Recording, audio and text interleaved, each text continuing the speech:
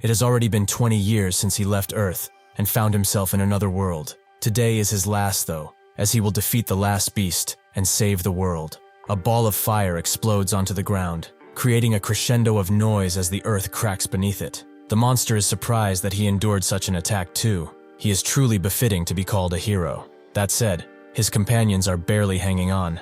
The hero, Chanseok, doesn't know about that, as he doesn't look that good himself. The beast charges another attack toward him, but Seok just clashes with it, spreading the remnants all around, forcing them to shield themselves. The demon tells him that if he will not submit, he will tear him into pieces. This land is a kingdom forged by his teeth and claws. He will not let him ruin this. Seeing the incoming strike, Seok blocks and dodges while he can. After that, he grips his spear tightly and notes that they should end this, as an aura of power exudes from him. His ensuing strike is like a dying star, creating an incredible amount of light as it cuts through the earth like a hot knife. Hyuk then jumps away from where he is and begins to clash with the demon, breaking through the arid ground around them with ease. Suddenly the demon claws at Hyuk, and even if he blocks, he managed to cut him in the eye. He laughs, thinking that he has the upper hand, and notes that attacks of this caliber will never scratch him. Hyuk flips the spear in his hand, and notes that this is more than enough to take down that arrogance of his. Eventually, the demon's crown falls from his head, and he stands with the spear lodged inside of him. The demon is surprised. He never expected to find a human in this world who could stand against him. Hyuk tells him again, he is not of this world. The demon says that he won't listen to his nonsense until the end, but it doesn't really matter. He may fall like this, but his body will be absorbed into the land, and one day, he will come back, like always. Suddenly though, the demon feels something strange, the feeling of erasure. Hyuk notes that he must be having trouble regenerating now. This black flame that is burning him is paradox flame. Unlike a normal flame that burns using oxygen, this one uses abstract concepts like fuel. Resurrecting himself over centuries was his thing, but it ends now, because what the flame is using as fuel right now is his very existence. The demon understands, then this is truly his end, but even though he may disappear for good, he will never be remembered as the hero who saved the world. The people he believed to be companions are really just waiting for him to die here, but Hyuk has known for a while now. The saintess tells him not to listen to that beast, so Hyuk starts with her. She claimed that she loved him and tried to seduce him every day, but in truth, she despises him to death for being an outsider. Her attempts at seduction were all part of a plan, so that when the time comes to purge the hero after the subjugation is over, he would hesitate to attack her. Judging by the lack of response from her, he seems to be right. The other two are more of the same. The knight, in order to eliminate him after he killed the monster, received a national treasure from the emperor. He was afraid he would take his throne after all. And the mage, who loves to experiment on humans, hates him simply because he's against slavery. All in all, the fact that they would kill him after his head is something he's known for 5 years now. The demon does not understand him. With the power he used to defeat him, he could have easily destroyed this world, which turned him into its martyr. Hyuk simply states that he did not do that because he wanted to go home. 20 years ago, in 2005, on Earth, he was a simple 30-year-old office worker, until he was led by a being named the Goddess and transported into this world. Naturally, he accepted, thinking that it was going to be some laid-back isekai where he gets cheat powers. But the moment he arrived, he realized that this was not that kind of world. He tried every method possible to return to Earth, but there was only one way: to defeat the monsters and save the world. So for 20 years, he trained to fight against monsters. At one point, when he rescued a child from an attacked village, the guards didn't want to let him in, as he was just a waste of medicine. This alternate world, which chose to abandon the wounded, was extremely cruel. But the more serious problem was the medieval levels of medicine and hygiene. They resorted to amputations for infections. The healers were all mobilized for battle, so nobody was there to treat the wounded. As he carried the injured child, he was stopped by a bunch of priests, who wondered how he managed to get a child captured by monsters back. One of the nuns said that the child survived because a demon had taken root in him. They should exorcise the demon, since they are already in the middle of a few exorcisms. This is what Hyuk hated most. These disgusting excuses for humans, with no concept of humanity. And so, after enduring 20 years in this cruel world, he finally defeated the monster and saved the world.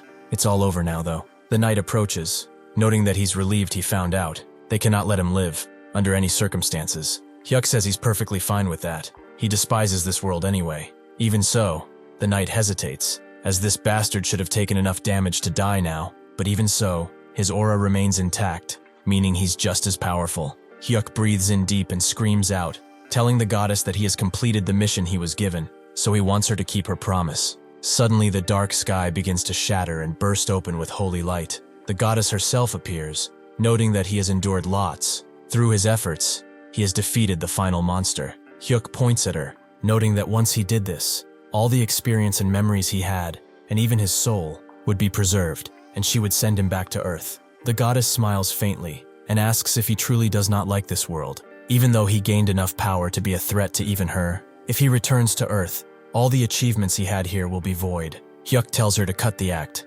She's just relieved that he's leaving as promised. The goddess says nothing at first, but then notes that this world no longer needs a monster like him. But will he truly not regret this choice? Hyuk drops his spear and notes that the only thing he wants is to return to the world he knows. That is all. He looks at his calloused and beaten hands, noting that this world is finally behind him. As a beam of light envelops him, the goddess notes that his physical body has already died on Earth, so he will be given a new vessel. He asks which body he's going into, and the goddess notes that she cannot explain, but it's a body fated for a wretched fate, although she is certain that he will survive. Hyuk doesn't care, as long as he can return to Earth. He doesn't care about any harsh fate he may face, as it will surely be better than the hell he had to survive here. Slowly but surely, he opens his eyes, and he is met with the ceiling of a modern room. The year is 2025, and he has entered the body of civilian Yu Chanseok. He gets from his laying position, glad that he won't have to linger among those traitors, but then spots a mirror, and closing in on it, he can see who he has become. It feels unreal that he is back to Earth. He puts his face into the tap water, very glad to see that it's clean and uncontaminated. This is the real stuff. He opens his stove too, making fire at the press of a button. No more chopping wood and making campfires. Suddenly though, he feels the smell of what he has missed most, that being actual fried chicken. He picks it up like it's a holy relic and takes a bite, making him shake with excitement, as this is what real food tastes like. Tears roll down his face, noting that he missed it all. Finally, he can live a normal life. He said he would adapt to anything he was going to face, but will that truly be the case? Chanseok takes his time, feeling the hot water that pours down without having to wait, the cold air that comes out with just the push of a button, and even a clear, bright sky. Truly, this is nothing like that nasty other world. He will never watch an isekai again. Since the year is 2025, technology must have evolved quite a bit. Just as he thinks of playing some games, a monster appears right at his window, making him fall on his ass. At the same time, an announcement for all residents is played, as a corrosion rift has appeared within the apartment complex. Chanseok wonders what that is, but the announcement doesn't stop there.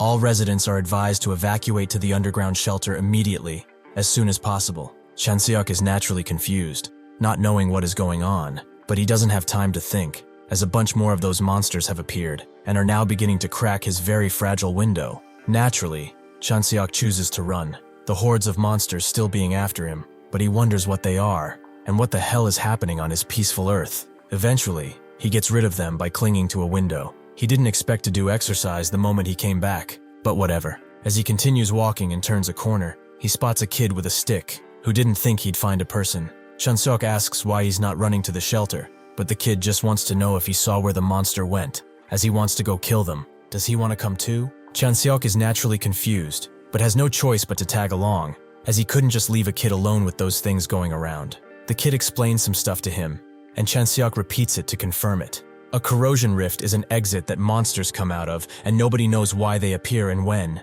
The kid confirms as such, and Chanseok sulks to himself. He went through a living hell to come back to this place, only to find out that it's become a hellhole too. That damned goddess, she tricked him. The kid wonders how he didn't know any of this, and Chanseok notes that he was just living in America for a time, and just came back. The kid wonders how he managed that, as the US president got impeached for trying to secretly ship his daughter to Korea. Chanseok doesn't even know what he's talking about, and asks again about the hunter he likes. Who was it again? The kid excitedly notes that he was talking about Lee Soon. She's in the Janabi Guild, ranked 10th on the entire planet, and her main weapon is a greatsword. Right now, she's in Chiorwan dealing with a corrosion rift. Chanseok is surprised to hear this. A normal human fighting a monster? Just like that world he came from then. But how is that possible? As the kid continues explaining stuff about her, suddenly, Chanseok puts his hand over his mouth, as just around the corner, he spotted monsters, and a lot of them too. There seem to be 5 in total, but there's one hiding too, so there's 6. Thankfully, this body of his seems to have above average strength. He's used to fighting multiple enemies at once, so there's no issue. But what should he do with this kid? If he leaves him alone, he will definitely do something foolish. As he continues to wonder what he should do, he suddenly feels something waft through the air, which he recognizes as mana, the same as in that other world. If that is the case though, then he can do something. Suddenly, one of the monsters bursts into flame, right in front of the others. Even though the mana he built up for 20 years is gone, if there is mana in the air, it means that he can still use Paradox Flame, which has been engraved into his very soul. He thinks the firepower is rather lacking, but this should be more than enough. The kid thinks that he's amazing now. He was a little skeptical at first, since he didn't know anything, but to think he has a unique skill. Suddenly, he runs off, claiming that on the official Hunter Academy YouTube channel, they said that confirming the kill is really important. Chanseok tells him to stop. His skill doesn't stop until the target is dead. Before the beast that's lunging at him can hit though, Chanseok grabs it, and notes that he doesn't know what a YouTube is, but he should probably stop watching it. Of course, that doesn't apply to a manhwa addict. He borrows the stuff he is holding, and as the other monsters charge in, hungry for human flesh, Chanseok whirls the piece of wood around like a master, taking them out with swift and deadly blow. The kid is shocked at this point. This is amazing. Is he a secret hunter, perhaps? Chanseok just damns his fate. To think he would have to smell the stench of blood even after coming to Earth. He went through all that torture, hoping that he would get to rest easy. But if this is what Earth is like now, then it is no different than the other world. Eventually, the two arrive at the doors of the bunker, talking about nonsense, and the child's mother immediately spots him and goes to her child. She sees Chanseok, and guessing that he brought him here, she thanks him from the bottom of her heart. Chanseok says it was nothing, but looking at how luxurious his mother dresses, this kid was a rich young master, which explains his bravado, if anything. Suddenly, the entire bunker begins to shake violently, and something punches through the thick reinforced wall. The beast rips it apart completely and screams out, almost grinning at the fact that it found so many fresh morsels. As everyone runs away, screaming for their lives, the kid tells Chanseok to run too, as this is probably not something they can defeat. Chanseok doesn't even hear him. He just thinks that he was not asking for a lot. He just wanted to return to the world he knew, to his home that he missed so dearly. Was that really too much? He calls out the kid and notes that he seems rich. So why is he trying to become a hunter? Can't he just hide out somewhere safe and live comfortably? He doesn't have to fight at all. The kid looks seriously at him and explains that he lost his dad to a monster. A corrosion rift opened up in the underground bunker they thought was safe. That's when he realized that there's no safe place on Earth. Even though he is not as strong as he is, and monsters are still really scary, he's going to become the strongest hunter, get rid of all the monsters, and save the world. It sounds stupid, but he's going to do it. Chanseok smiles, noting that he will become a great hunter, just not one that will be able to save the world. The child's mother notes that they should go now too, but the kid doesn't want to, as this mister is still fighting. Suddenly they hear a large blast from behind. It was Chanseok, who made the beast burst into flame. He notes that he's going to do it. Something like saving the world is a job for someone who has done it before, after all. Later, Chanseok thinks on his situation,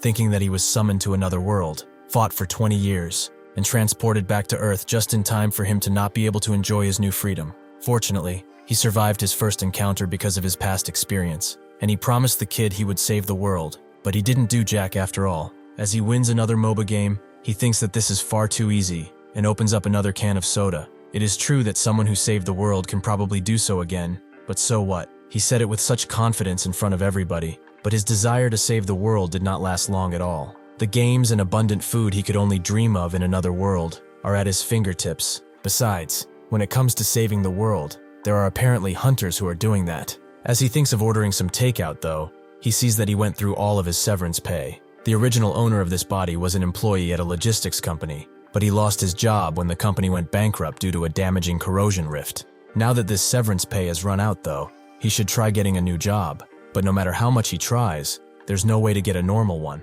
Because of the constantly appearing rifts, most companies are going out of business, so it's to be expected. He needs a job to survive in this society though, so what can he do? Suddenly though, he stumbles on an ad for hunter recruitment, and he can't deny that he already has experience in that field of work. At the Hunter Association, everyone is excited, as the hunter selection is just starting. One of the candidates isn't though. This selection test is just a formality, as these days, one can get selected just by showing a unique skill. These people around them are all the same, just a bunch of small fries with no future. As they wonder how long it will take to get famous, the candidate's friend bumps shoulders with someone. As he turns to see who it is though, he sees that he bumped into one of Soin's bodyguards. They thought they would not get to see her here, since she went to Chiorwan to subjugate a corrosion rift. But if she's here, the Janabi Guild must have sent her to scout for someone.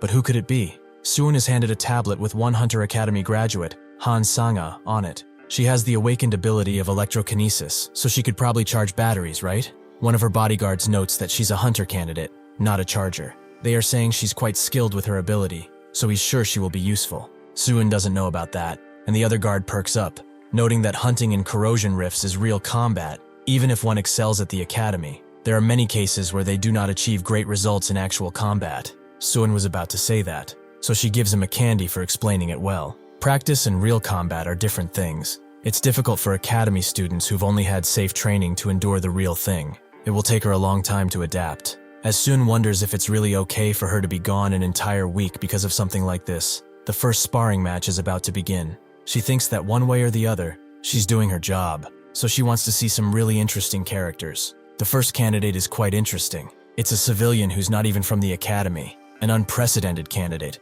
with guts enough to stand on this stage. It's Chanseok. He still isn't used to that new name, but he would do well to respond to it from now on.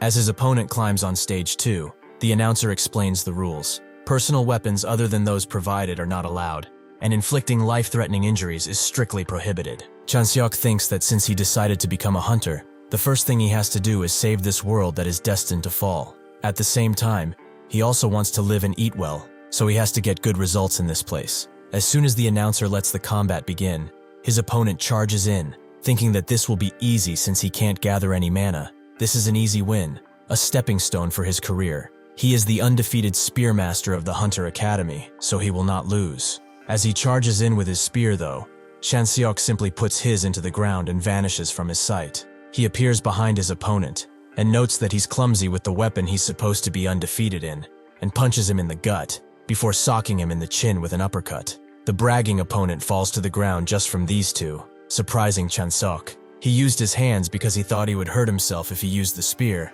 but this guy is an actual beginner. This can't be the level of the average hunter though, right? Sion is surprised as he moved incredibly. She searches him up and sees that his previous job was working at a logistics company, and the other bodyguard notes that he has no mana accumulated. To generate this much power, he'd need to accumulate mana over time, but if that's not the case, maybe he was just lucky. Suddenly, he is thrown another candy, basically telling him to shut up. Sion guesses that he's intentionally not accumulating mana, but how is that even possible? Chanseok feels uncomfortable about proving his abilities, so he should finish this decisively. He goes to the cowering opponent and raises his fist to the air, telling him that he won't hit him fatally. With that, he wins the fight, and a few other scouts begin to talk out loud around Sion, attracting her attention. While the others are busy doing that though, she needs to make a move and see his real skills. She gets up from her seat, as she wants to go to the association president. As Chanseok continues his fights, he finds out just how weak everyone is. Even for rookies who just became hunters, they are too weak. No matter how many matches he has, the guys coming out are all at the same level. What on earth are they teaching them at this Hunter Academy? Will he really not have a decent enemy? Eventually though, he is placed against the star candidate, Han Sang-ah. Will she be able to stop the march of this mysterious super rookie? Chanseok isn't mad about it, as she's the one who has the most mana out of everyone today. She scoffs, as he has nothing. He may have gotten this far by luck, but there will be no more flukes. Chanseok thinks that's a line a bit too generic for his tastes. Do they teach that at the academy too? Sang-ah guesses that he doesn't have a unique skill since he's been throwing punches all day, but that doesn't mean she will be going easy on him. Well, Chanseok has a unique skill. It's just that she'll probably die if he activates it. With a sharp breath, Sang-ah unleashes her power into her blade and slashes across the entire battlefield in a flash, but Chanseok just jumped up, shocking her. He finds her rather interesting. By running an electric current through the scabbard of her blade, she made a magnetic force, which she then used to make the strike very swift. He lands, noting that she definitely has the best skills out of everyone so far, but she missed one important thing. She did not think before she attacked. She was too focused on moving too quickly. Her mistake was that, in order to accelerate the drawn sword even faster, she laid down a magnetic rail in the empty air. No matter how fast and powerful it is, what kind of idiot would make the attack a simple path? Sang-ah grits her teeth and tells him not to get cocky, as she can beat him without using that technique. She strikes again, and Chanseok just dodges, calling her an idiot. He dodged her fastest attack, so there's no way he would get hit. She attacks again, but her technique lacks any real finesse, and she's overdoing it too. She's forcing herself to scrape together the mana. If she keeps going like this, her body will give out at one point. He eventually appears in front of her, and notes that they should stop here. If this hurts too much, she should raise her left punch. He starts by punching her in the gut, before unleashing a flurry of strikes against her, and finishing it with a punch from the other side of the arena, straight in her face. She falls to the ground, leaving the others speechless. Chanseok walks away as he stretches. She is certainly more skilled than the other guys, but to go down from that, she must have relied on mana and neglected physical training. Suddenly though, he hears her groan as she slowly raises her left hand up. Chanseok smiles, as she really did raise her hand, just like he told her to. Suddenly someone comes to the announcer and whispers something to him. He then tells everyone that the tournament schedule has been changed. The winner will take a short break, as in a moment, he and an active hunter will have a sparring match. By special permission of the association president, this match has been arranged on the spot, so they should all give enthusiastic support. Sion's guards think that it's over, and Chanseok can't see his opponent, as it's on a monitor that only the audience has access to. But judging by their reactions, it must be someone skilled. A hunter stepped up to test his abilities. It appears things are the same no matter what world he goes to. Suddenly, a large sword scrapes on the arena ground. She apologizes for showing up without warning, but it seems there was no other way to confirm. Soon introduces herself, and notes that this stage has been too small for him, so she wanted to have a spar. Of course, she would also understand if he refused. Chanseok knows about her from that kid. She's ranked 10th. Plus, the aura and composure that's coming from her. She's a tried and true hero. It will be tough to win with his current body, but he smiles and agrees. If he's honest, he hasn't used up much stamina at all. He thinks this is for the best anyway. His objective was to get the best results in the tournament, and she's perfect for that. He wanted to test just how strong this world's heroes are too. Everyone watches with bated breath as the duel begins, and Seon smashes her gigantic sword into Chanseok's spear. As he holds on for dear life, he wonders how a woman's body can have so much power and throws her blade off, making her retreat. Even so, Chanseok knows that he is at a disadvantage, as his speed has dropped considerably. It's not just that there are no openings, but this body just does not have the physical ability to exploit any at all. Seon speaks. She was hoping for a good warm-up for the first time in a while, but he seems to be tired already. Even so, he did well up until now. She thought he'd last about 5, maybe 3 minutes. She did not expect him to hold out for 30 minutes straight like this. She dashes into him again. She knows that she will take it easy on him from now on. Chanseok sucks. He practically has no mana stored up, and there is not much mana in the atmosphere around here either. He did not want to use his ability, but now he has to. With that, he activates Paradox Flame, and Seon notices something strange. So she smashes her blade into the ground before Chanseok, making him dodge. Seon is surprised. She definitely swung with enough force that he wouldn't have been able to dodge, but now that she looks at him, she sees that he's actually flaming. Chanseok thinks about his ability, Paradox Flame. It's his specialty that he used constantly before returning to Earth. He trusts this power the most out of any. As one could tell from his unscathed clothes, unlike a normal flame, the black flame cannot burn matter. Instead, each of these flames burns using abstract concepts he has designed as fuel. With his current output, he can't burn concepts without ignition points like the self, memory, or reason. However, one thing he can bear right now is fatigue, allowing him to charge into Seon again. His strike is just as powerful as the first. Seeing him push so hard again, Seon doubles her efforts, but she wonders what this is. The concentration of mana in the air keeps fluctuating between high and low. The arena settings haven't changed, so could it be that Chanseok is doing something? Just as fire releases heat when it burns matter, so does the Paradox Flame also release mana as it burns the concepts. Chanseok uses mana to ignite the Paradox Flame, and the Paradox Flame, in turn, burns his fatigue to generate more mana. It is basically an endless cycle. In other words, his specialty. Seon raises her sword into the air and smashes it on the ground, creating a dust wall between the two of them, but she wonders how long he will keep this up. Chanseok laughs inside of his mind, thinking that someone who clings to another and won't let go is basically a war of attrition, which he is an expert at. He notes that he can still keep going, and by any chance does she like guys who don't know how to quit. Seon is visibly frustrated now and knows that she absolutely despises them. When one sets a tree on fire, only ashes are left behind. Ashes that have already been burned cannot be burned again. Likewise, Paradox Flame also leaves behind a residue. If everything is burned away until only ash remains, that will be when the Paradox Flame disappears. With this in mind, Seon beats Chanseok's ass for 4 hours and 17 minutes. Now he is on the ground, reeling from the pain, and she asks if he really wants to go for more. Chanseok begs to be spared, and the announcer notes that with his forfeit, the battle is over. Seon pulls out a lollipop from her jacket, and her guards visibly react as this is no mere candy. She throws it to Chanseok for his hard work, and she put her business card along with it. He should read it carefully. Even if they will talk about this later, he should still give her a call. As the hunter selection trials come to a close and Chanseok wonders what Janabi is, everyone makes their way out of the arena, most having already left, considering their match lasted for 4 entire hours. Chanseok eats his reward lollipop in the hall and looks at his smartphone as he now has the hunter license on it. He is impressed by the technology. Back in his day, they'd probably just give him a piece of paper or something. He has access to things like hunter communities or used equipment markets, that kind of stuff. As he continues to peruse the options, someone suddenly grabs his attention. A large, burly man who knows that he looks much better in person than on camera. Chanseok is impressed by how tall he is, must be over 2 meters at least, and asks who he is. The man gives him his business card. He is Hunter Hyeon of Taebaek. To be precise, he's Hyunseong Hyeon, a partner hunter from the Taebaek Guild. He will keep it short, as he doesn't want to disturb him much. He wants him to come to Taebaek, specifically to his team. If he gains enough experience under him, he will most definitely shine brighter than he did on that lousy arena.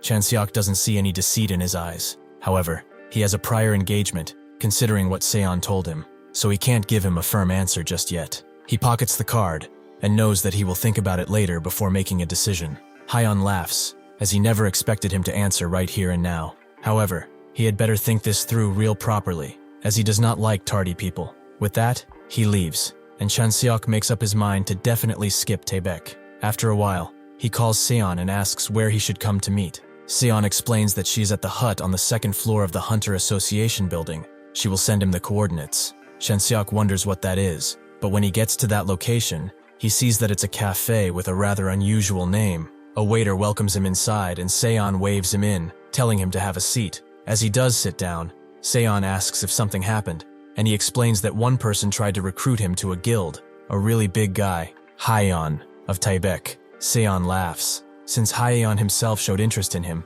the other guilds won't even dare to make an offer. Chanseok wonders if that's the same for Janabi, and Seon knows that she has no real intention of recruiting him. She wants him to work without being affiliated with a guild, like a freelancer. Chanseok didn't even know that was an option, and Seon continues noting that Hyeon was probably going to offer him a junior position. Chanseok wonders what this junior position is, and what about the freelancing stuff? Seon completely forgot that he was not from the Hunter Academy, so she explains that the ranks for hunters belonging to a guild are usually divided into 3: junior, seniors, and partners. Juniors and seniors belong to teams led by partner hunters. He can think of them as salaried employees. Partners have huge shares in the guild instead of salary, and they share the net profits the guild earns. Chanseok notes that it sounds exactly like a law firm, and Seon notes that it's similar. She's heard that the hunter who first established the guild used law firms as a model. He doesn't necessarily have to belong to a guild and go through the junior and senior ranks to become a partner hunter, though.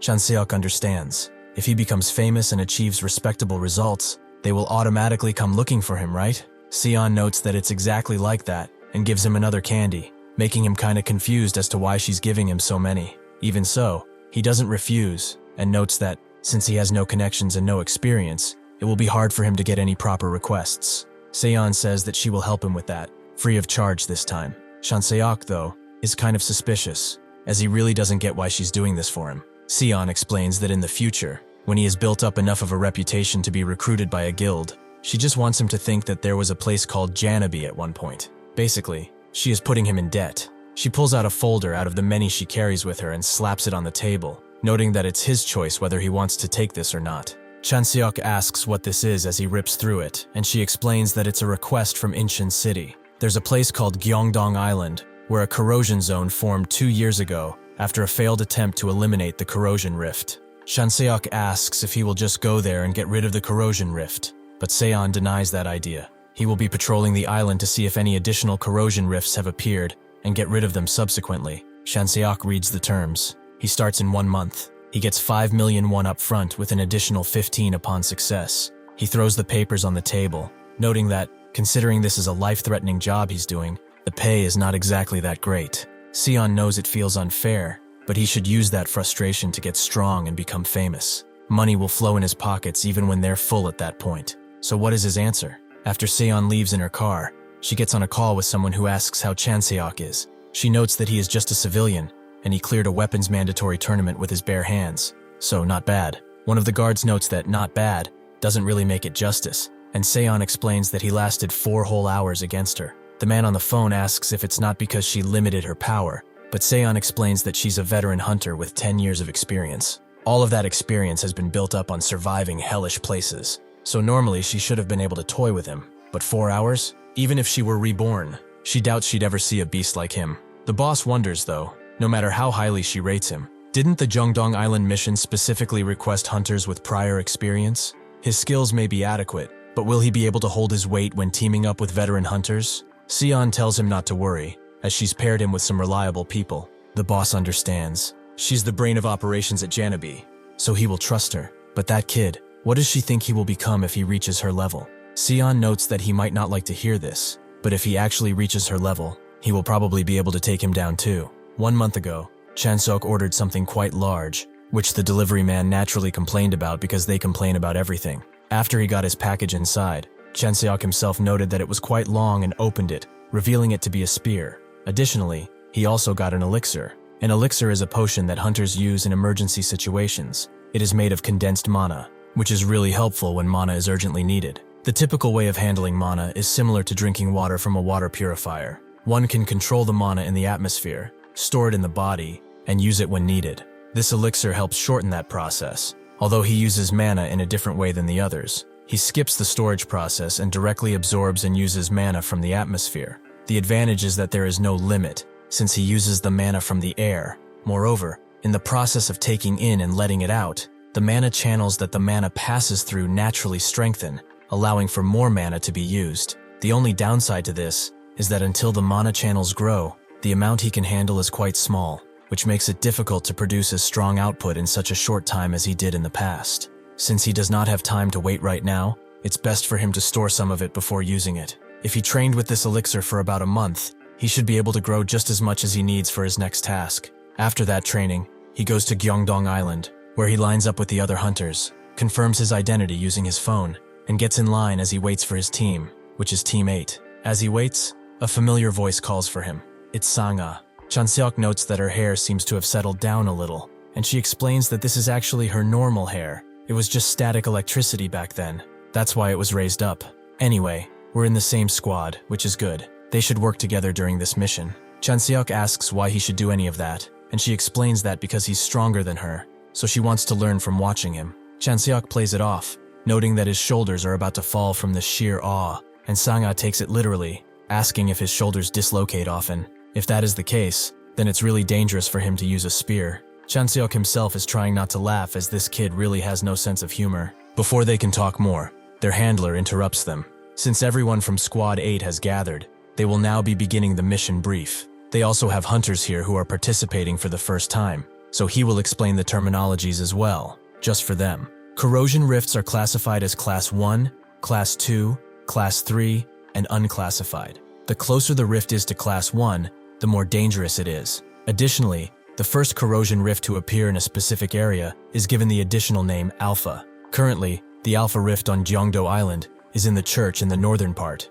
Even though it's still unclassified, considering the characteristics of the corrosion rifts getting stronger with time, they ask them kindly to not approach it. Their mission is to patrol the northern parts to identify and eliminate any additional corrosion cells that may have appeared. A few of the seasoned hunters are surprised that they are getting an elimination mission with rookies on their squad, and the handler notes that they've arrived. As they continue talking, Chanseok is a little confused, as they are acting pretty dramatic. They are left on the dock on the island, and the handler rips a whistle before he says that the situation on the island is being briefed to the offshore, the control room to be exact. If they need help, they should contact them. As the others begin to make plans, Chanseok speaks, noting that they will need to scout the 2 areas over the course of an entire week. They should set up a base at Hwangyesa Temple and operate from there. One of the seasoned hunters asks if he is one of the rookies, as he has not seen him before, and more importantly, why would they even go to Hwangyesa Temple? Chanseok explains that from that temple they can see Nairi, and from the peak of Hwangyesan, one can even see Gyeongdongmyeon directly. The old temple building is still there, so they can also use it for lodging. Is that not obvious? One of the hunters perks up, noting that there are plenty of places to sleep nearby. The other, with glasses, asks what if they get surrounded after needlessly climbing an entire mountain. Chanseok wonders how they would even get surrounded, since they're not fighting thousands of enemies. Even so, they reject his plan because he is an experienced hunter, making Chanseok think that idiots transcend stupidity exist on all planes of existence. With that, and the recommendation to climb the mountain for himself, Chanseok splits from the group, along with Sang-ah, and another guy, who seems to have slightly higher mana than Sang-ah. He asks if his name is Kim Min-jae, and also asks why he followed them. Min-jae explains that since this is their first actual mission, he was worried about letting two rookies act on their own. Chanseok thanks him for his consideration, and thinks that there is at least one decent person in this place. Suddenly he feels something, and stops dead in his tracks, making the others stop too. They want to ask what's going on, but he tells them to be quiet, and have a peek over to the other side. Min-jae does so, and sees a bunch of goblin-like monsters standing at the edge of the mountain. Min-jae immediately suggests that they take a detour, as there are too many, at least 50 by his count. Chanseok tells him to calm down and asks what his unique skill is. Min-jae is confused. Is he really thinking of fighting those things? Chanseok feels it's only natural for a hunter to fight corrupted creatures, so he will ask again what is his unique skill. Min-jae says it's flame, and the most confident skill of his is fireball. Chanseok thinks that is great, and explains that on his signal, he will be the one to attack first. Min-jae is naturally shocked, but Sang-ah just asks what she should do, making him even more confused. He thinks it's far too reckless to face over 50 of them with just 3 hunters. Besides, is this not their first mission? They should still radio over to the other hunters while they still have time. Chanseok explains that they will not be arriving on time. Unlike them, who departed directly from Hwagyesa Temple, the other hunters are currently searching along the coast. It is too reckless to radio them, because there is no guarantee the hunters who hear the radio will even arrive. If these things scatter while they wait, they could become a threat to the other hunters too.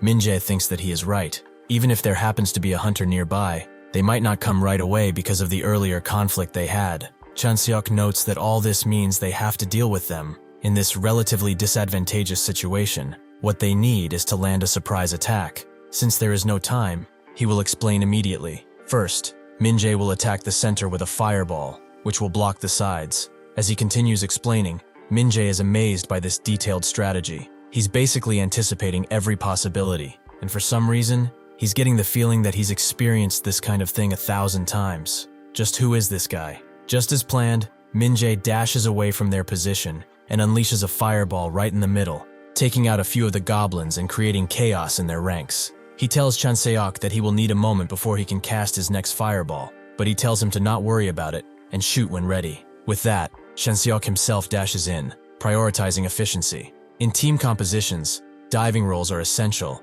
so until the next fireball is ready, he will take care of the other ones so that they cannot get close to Min-jae. Naturally, some will sleep by him, like the goblin that went through his legs, but that's why the diving roll is so important. Sang-ah immediately takes care of the few stragglers that are coming for Min-jae, using her electric powers to take care of them from a distance. With all that stalling, another fireball is ready, and Chanseok tells him to shoot as he will get out of the way. Min-jae does so, and they blast another group of goblins, which Chanseok takes as an opportunity to press the advance and win. After a while, the fighting is over, and Chanseok notes that they all did well, but wonders why Min-jae is pointing a gun at his head. Min-jae tells him to please step aside as he needs to mark the bodies, making Chanseok wonder why he even pulled it out like that. Chanseok watches, and asks if he's implanting a microchip, which Min-jae confirms. Once the mission is over and the area is secured, the junk dealer he has a contract with will come and collect all of them. Chanseok asks what the junk dealer is, and Min-jae explains that it's hard for them to recover the byproducts from the corpses themselves.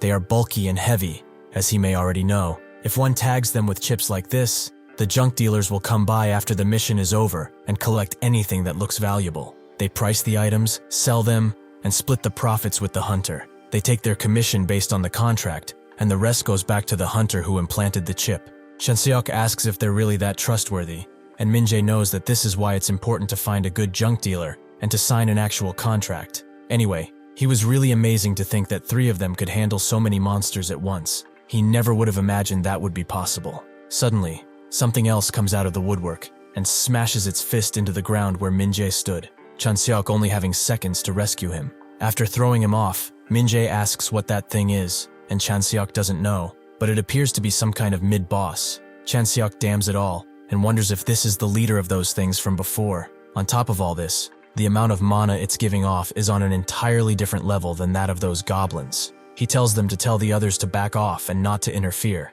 thinking that if it's after the three of them, these two will never be able to escape. They both deny this plan, as they can buy time with pincer attacks, allowing them all to fall back. But Chanseok suddenly screams at them to stop talking and get back. Do they want to go home in body bags? This makes them both freeze, and Chanseok thinks he should handle this alone. He can use Paradox Flame without worrying about friendly fire and finish this as quickly as possible. He taunts the mighty beast, asking if it's just going to stand there. As the battle rages on, Minjae wonders if they should be helping him, as he looks like he is in trouble. But Sangha knows that there is no need. It might look like he is getting pushed back, but he has not been hit a single time since the beginning. It is not just that either. Those are attacks that she would have struggled just to dodge, but he is dodging and attacking at the same time. What's more, is that when his spear lands a strike, black flames appear each time. Just what is that? As the flame output increases, the monster gets much slower. At first, it looked like Chanseok was struggling, but now he is basically throwing with the beast. Is he really just a rookie like her, or something more? As the beast smashes its fist into the ground again, Chanseok gets out of the way and suddenly throws his spear into the air, surprising the others. The beast charges in, thinking that he is vulnerable, but just as it gets close enough to him, it stops dead in its tracks, and the spear smashes into its neck. Chanseok is surprised it was still able to move after he's burned all of its strength. It seems he will have to finish this thing off for good. As he does that, the others just watch in amazement, Minjae completely bewildered. It definitely seemed like he was getting pushed back just a moment ago, but now the monster is down.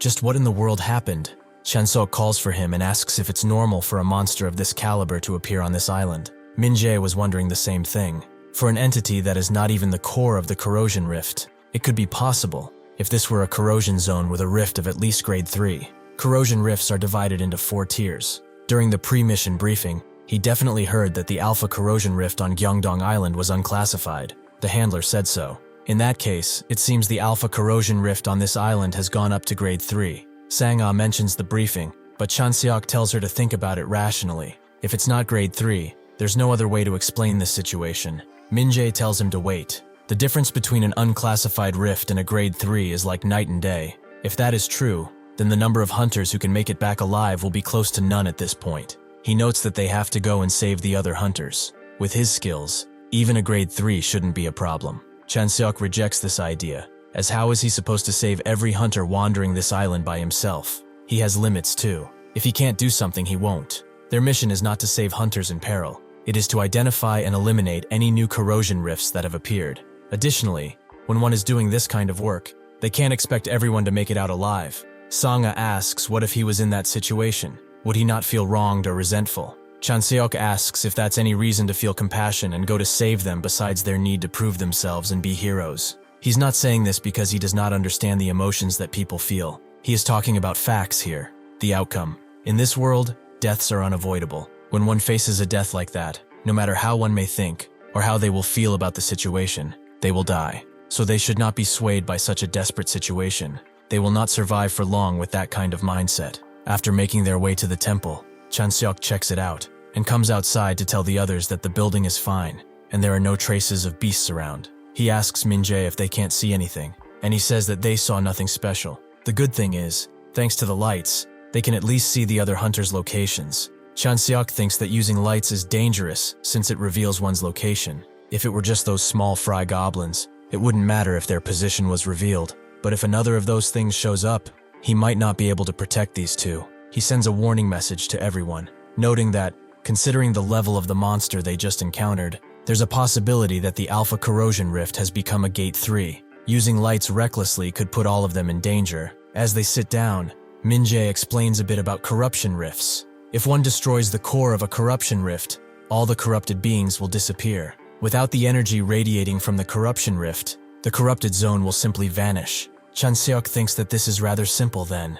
All he has to do is destroy the corrosion and rift and be done with it. As the other two fall asleep, Chanseok puts a device next to them, one that would sound an alarm if a monster approaches, so he can at least go around and explore without worrying that they might die. As he dashes through the forest, he thinks that it's good he confirmed the location of the Alpha Corrosion Rift during the briefing. At this rate, things should go rather smoothly, and he might be done by dawn. Suddenly, though, he stops in his tracks as he felt the presence of a beast. He can't believe he jinxed it and lights up the area using his ability, revealing the beast is right above him, salivating as it stares at him. In the Hunter Association Situation Room, reports fly out as apparently they've lost the signal of some of the hunters from Team 5, presumed dead. There are also reports that the monsters are moving in an organized fashion, and they have confirmed one casualty from Team 3 at least. The chief wonders what the hell could be going on in a mere unclassified corruption rift. He thinks that this is an emergency. They are going to need reinforcements. So he asks the others to activate the emergency contact network and send out an urgent request for cooperation to all hunters in the vicinity. The chief is also informed that someone is approaching the Alpha Corrosion Rift, so he tells one of his men to contact that bastard and tell him to stop at once. Who the hell is it? One of the men knows that the individual currently heading towards the Alpha Corrosion is Chanseok from Team 8,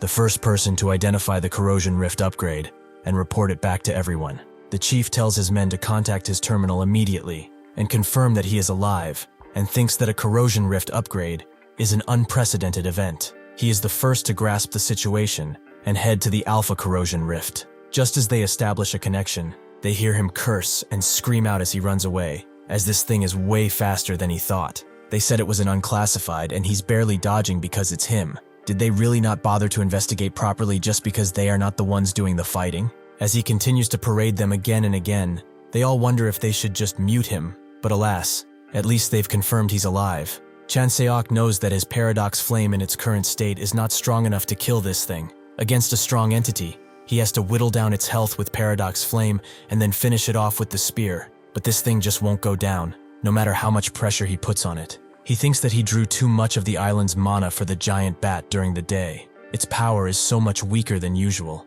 Since he cannot leave the island, he needs to find a place on the island where he can draw mana and fight this thing one-on-one. As he continues running, he suddenly spots the rift and jumps in just as the beast is about to chomp on him. He looks up at the thing, noting that it had better keep up, as there's something he really wanted to check. It's confirmed that the GPS signal has been lost, so Hunter Chanseok has officially entered the Alpha Corrosion Rift. As Chanseok looks around, he knows that it's far cleaner than he originally anticipated. He heard, unclassified and grade 3 corrosion rifts were not that big. How big are grades 1 and 2 if this is not big? Hearing the beast approach him, he says that since he's done with the Corruption Rift tour, they should put an end to their relationship, as he is not the clingy type. The beast screams out, and Chanseok thinks that one of the biggest problems with his ability is that it spreads to every living being except him, even if it's an ally. Therefore, if it reaches what it can no longer control, it has the drawback of becoming unusable. As he puts the flame on his spear, he charges in on the beast, making it burst into flame and scream out in pain. If he fights alone, his ability is as good as having no drawback at all. Well, the important part starts now. He begins to channel mana into his body, absorbing it to the point where it spreads to every corner of his body, widening his mana pathways and making them stronger. As he continues doing so, he lets out a long breath, as this feels much more efficient than he previously thought. The beast, knowing that it will be defeated if it fights alone, suddenly lets out a deafening roar, creating a ripple in the fake sky of the rift. Chanseok understands what it is doing. It's calling for reinforcements. As 3 bat-like beasts charge him, he thinks that this is not bad, but trying to overwhelm him with numbers is meaningless at this point. After he is done with them, the ground around him continues to burn, and he thinks that he is several times stronger than before. It is still not enough to compare to his time in the other world, but at least it is more efficient. As he wonders where the core of the corrosion rift is, a voice suddenly tells him to stop, and a humanoid figure appears, blade in hand, ready to strike him down from behind. Chanseok notices just in time and pushes the humanoid figure away, making it strike the ground. It appears he was waiting for his paradox flame to die out, wasn't he? He can even talk, so he must be pretty smart, or the core of this corrosion rift is on an entirely different level than he expected. As the beast exclaims that he will die, Chanseok thinks that at his level, he should be able to manage at least a 4-hit combo. He charges in, spear in hand, and crashes it into the humanoid beast, making him block. However, that is exactly what he wanted, as his sword begins to crack, and Chanseok unleashes a dual orbit spear into him, completely bypassing his move. The dual orbit spear creates a blue trajectory that follows the path of his attack. That trajectory perfectly mimics the first strike, repeating it 4 other times. If he attacks together with that trajectory, it's just a simple technique that repeats 4 executive strikes. What if the blue trajectory attacks just a bit late? It completes a tricky 2-part spear round that is increasingly more difficult to dodge. Faced with a pincer attack unfolding with a time lag, the opponent is bound to make a mistake at one point. Just as expected, the humanoid beast jumps in the air, and Chanseok catches him with his pants down, unleashing a torrent of strikes on him. He knows that this is over and charges in again. He strikes, actually going through the humanoid beast and creating large holes until there is nothing left. As the beast dissipates into the air, Chanseok is given something he is rather confused by. Things become much more hectic in the situation room. Reports are given out, but they are losing signal with teams again and again. The chief can only stare and watch as this happens. He wonders if this is it. Unless a miracle happens, does he really have no choice but to stand here and watch all of the hunters he sent here to die gruesome deaths? Suddenly, one of his men reports that a message arrived from Chanseok, who entered the Alpha Corrosion Rift. He puts it on the main screen, the message revealing that the Alpha Corrosion Rift has been taken care of. Since the Corrosion Rift signal has vanished, it means that he actually did it. They've also confirmed the annihilation of all corrosion creatures that encountered the hunters. The chief thinks that this is truly a miracle. But how is that even possible? Chanseok sits down, looking at the sky and feeling the nice air of the mountain in his lungs. It's the least he can take, considering what he's achieved. The other two continue their fight too. Sanga is taking a dozen of them out at once, but it's pretty clear that she's reaching her limit. There are also too many of them, and with Chanseok gone too, Minjae wonders if they will make it out of here alive.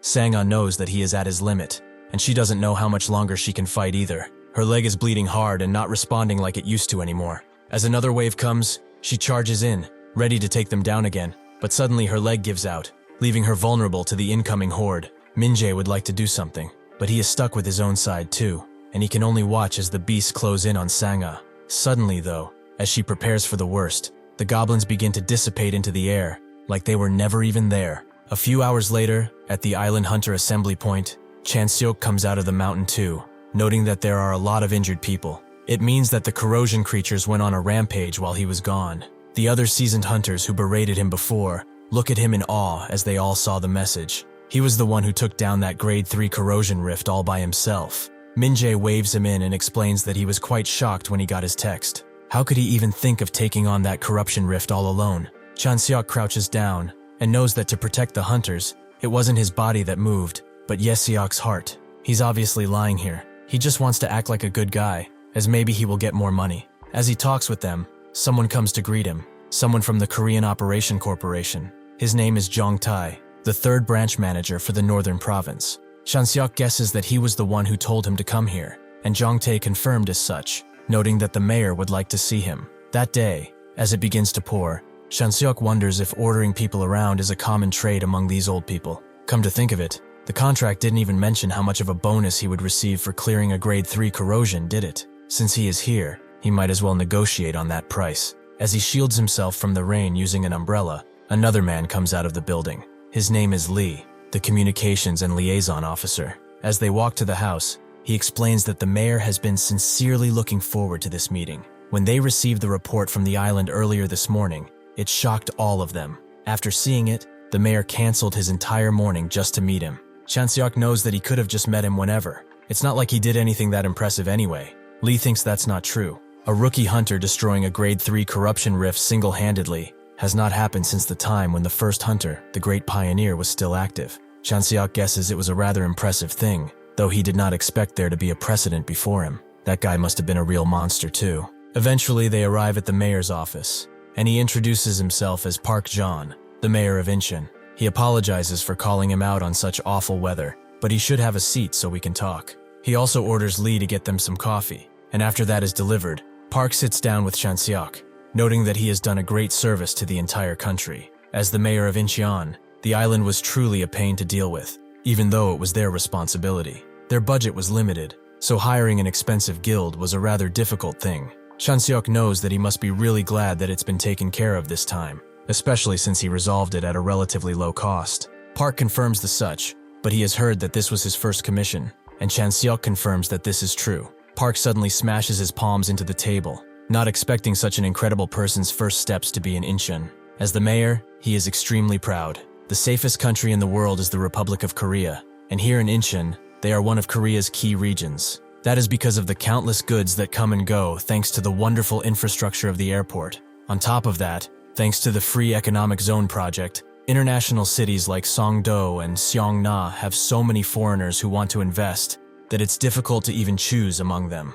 The massive funds coming in through Incheon International City are amazing, and the goods transported through the airport are also very much needed. He will ensure that the path he walks as a hunter will be a smooth one. He will definitely provide assistance, if needed. Chanseok looks at the mayor and remembers what Zhang Tai asked on the way here for his purpose of becoming a hunter. Chanseok notes that if there's a clogged toilet spewing filth anywhere, everywhere, someone has to dive in and unclog it, no matter how dirty it may be. Zhang Tai understood. He explained that he will become famous, as skilled hunters are extremely popular. There will be companies asking him to shoot commercials, and he may even get scouted for TV shows. Chanseok scoffed as it seemed he was rather worried about the fame changing him, and Zhang Tai confirmed as such. There are many cases of promising hunters who become intoxicated with popularity and money and lose their sight of duty.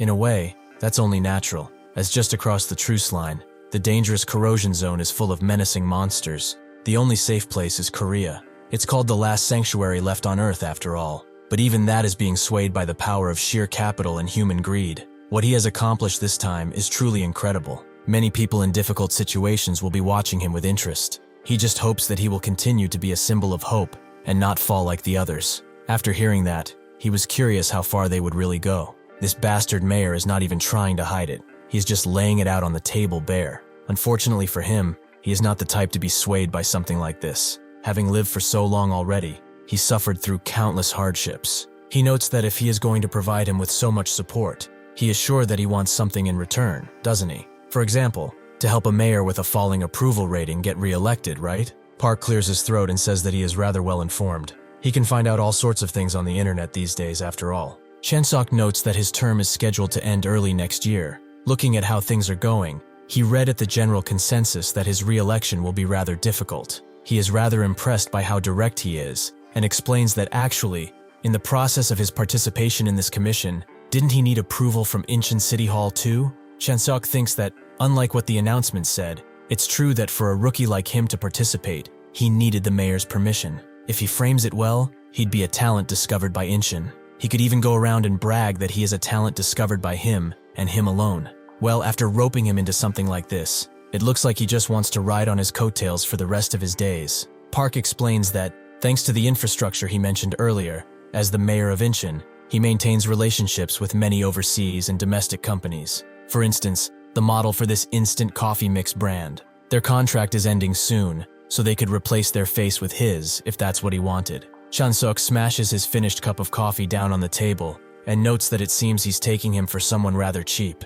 Looking at the news these days, it feels like the world could use someone who can change this dreary atmosphere. A new face is needed, which means that if a talent like him continues to work as a hunter, everything that he said he could give me is his share to take in the first place. Park tries to sell his way around it, noting that he can provide him with safe and high-paying commissions. He can select them and offer them to him. Chanseok isn't interested. He just wants him to give his congratulations to the coffee mix model, since she will be able to extend her contract after all. Under a dark bridge, an inside man reports to a dark figure, claiming that the island test was a failure. The inside man apologizes, but there is good news too, and he shows him a clip from the Hunter Association certification exam video showing Chanseok and his abilities. The mysterious man smiles as he is quite excellent, and he will certainly have use of him in the future.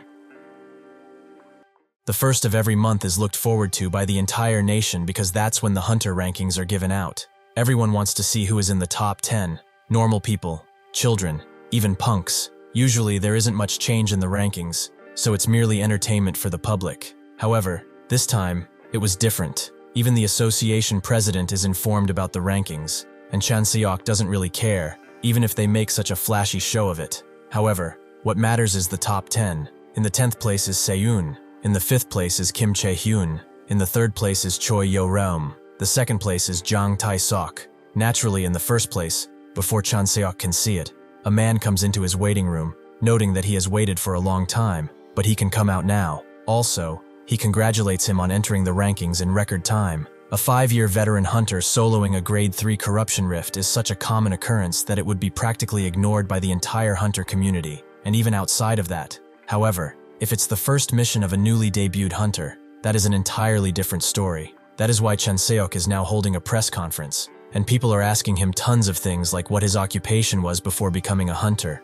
or if he really didn't receive any help, and if the escalation of the corruption rift was expected. He just feels like a kid on one of those child prodigy TV shows. Since he has a schedule to maintain now, he decides to take one last question. With this in mind, one of the reporters immediately perks up, noting that he believes many people are interested in his future steps as a hunter regarding this. Could he share his mindset as a hunter? Or perhaps a word of determination? Chanseok just tells them to forget cliches like, "I'll do my best," or stuff like that. He will just show it to them with the results. Later, Chanseok boards a plane and is taken to where Gonsal prison used to be, which is now just a large empty crater. It is a horrific sight, isn't it? It's like this everywhere abroad, actually. After the corrosion rifts appeared, most countries lost their administrative capabilities. The chairman speaks to him and explains that South Korea alone became a powerhouse that not only successfully defended the entire nation, but also made technological investments throughout it. The helicopter they are riding in is also a part of that technological prowess.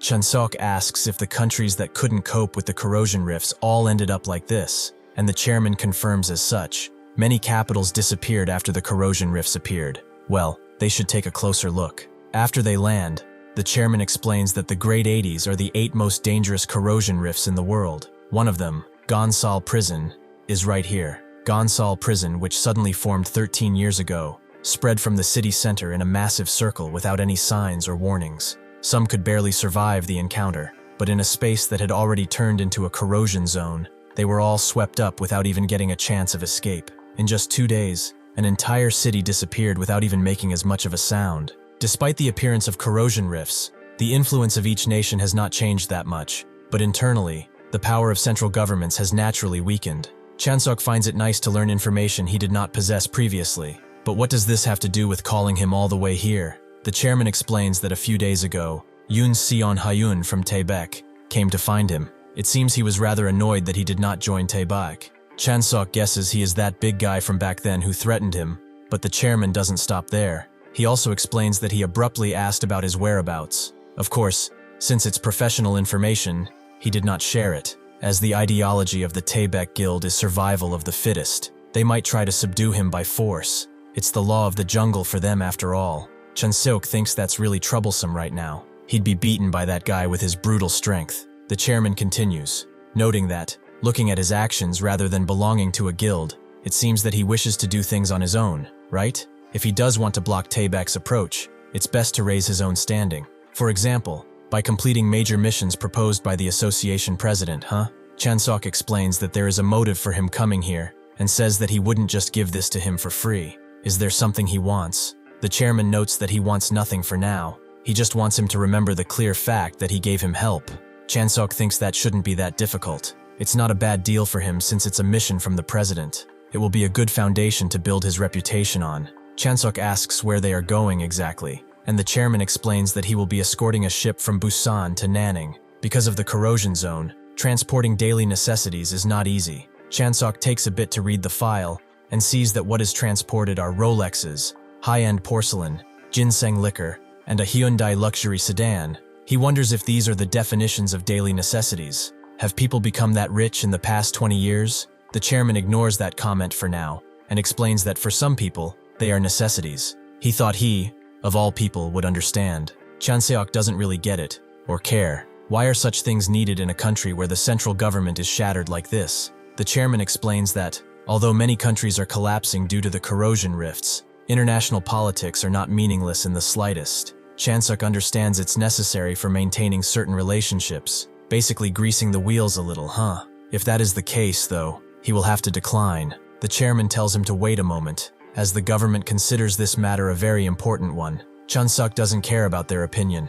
It will not change his mind. It would be foolish for an individual to get swept up in the center of politics like this. The chairman apologizes if he sounds a bit rude for saying this, but he is just a rookie who has just debuted. Suddenly, Chanseok opens the helicopter door and throws the files away into the sea. He thanks the chairman for the ride, but from now on, he will swim to Seoul on his own from here. He jumps out and lands in the sea, shocking the chairman. But really, kids these days are uncontrollable. As the sun sets at Incheon Port, a worker is enjoying his coffee while looking at the sea, but suddenly he sees a bunch of bubbles coming out, and Chanseok rising from the water. Chanseok begins talking to himself, muttering that he nearly died, and that they had the nerve to threaten him like that. He then stops himself as he sees the worker, but the worker just nods, noting that he doesn't know what happened, but he must have been through a lot. Chanseok thanks him for his understanding and gets out of the water. What he needs to do now is build his strength. He will prioritize solving the trickiest, most difficult requests and become a big shot,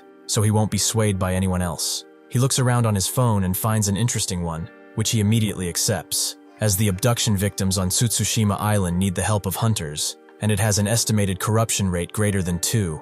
He finds a spot to dry himself and thinks that he really is going to be busy for a while. On the morning of September 3rd, fishermen from Zhangzhou and Tongyang set out for the peak prawn season. However, the sea was not as calm as usual. Corrosion entities nesting on Tsutsushima Island appeared and abducted the fishermen as if hunting them like prey. According to one of the reports of a survivor who barely escaped, the captured fishermen are still alive. Thus, the mission parameters are as such. They will go to Tsutsushima Island to rescue the hostages and eliminate any corrosion creatures they find. That's basically the summary of the mission. The reward is 55 million won. If he handles this alone, it's all his, which is certainly not a bad amount. On top of that, if he succeeds, he gets a heroic story too, and a massive fame boost. It's worth the challenge. However, he has heard corrosion entities are on a different dimension depending on their rank. If a third-class corrosion entity has the destructive power of a tank, a second class is basically a natural disaster, and a first class requires the entire nation to mobilize against that single entity. He had no issues with the third class using the paradoxical phantasm flame. However, the second class will be much more difficult.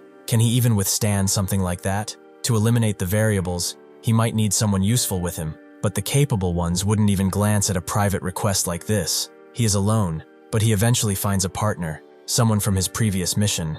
As he rides toward the island, Sang-ah approaches him and asks how long they have until they reach Tsutsushima Island. He looks at his phone and guesses it will probably be about an hour. She should save her strength until they arrive. As he said, this battle will be tougher than the last.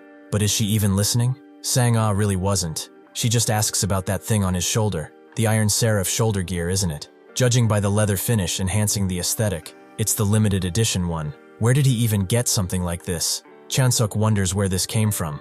Was she always this talkative? The scrap dealer he signed with gave it to him as a gift, making Sang-ah sad, as the place she signed with didn't give her stuff like that. Chanseok coughs. Of course they didn't. The level of expectation is different after all. He is a rising prospect who soloed a third class. She is just a rookie hunter with nothing but the title of Academy Valedictorian. If she feels it's unfair, she should get strong, get stronger, and get famous, right? A few days ago, Chanseok explained that he needed a teammate for a mission, and asked if she could do it. Sang-ah felt mixed about it. She nearly died fighting a third class, but a second class is on an entirely different level. Sensing the hesitation, Chanseok asked if she wanted to get stronger. She asked if she could learn from him. That's what she said back then. If she still feels that same way, he will guarantee it. As long as he teaches her, she can become several times stronger than she is right now. Sang-ah agreed. She has a reason to get stronger after all. If only she can get stronger, then she would dive into hell itself if she has to.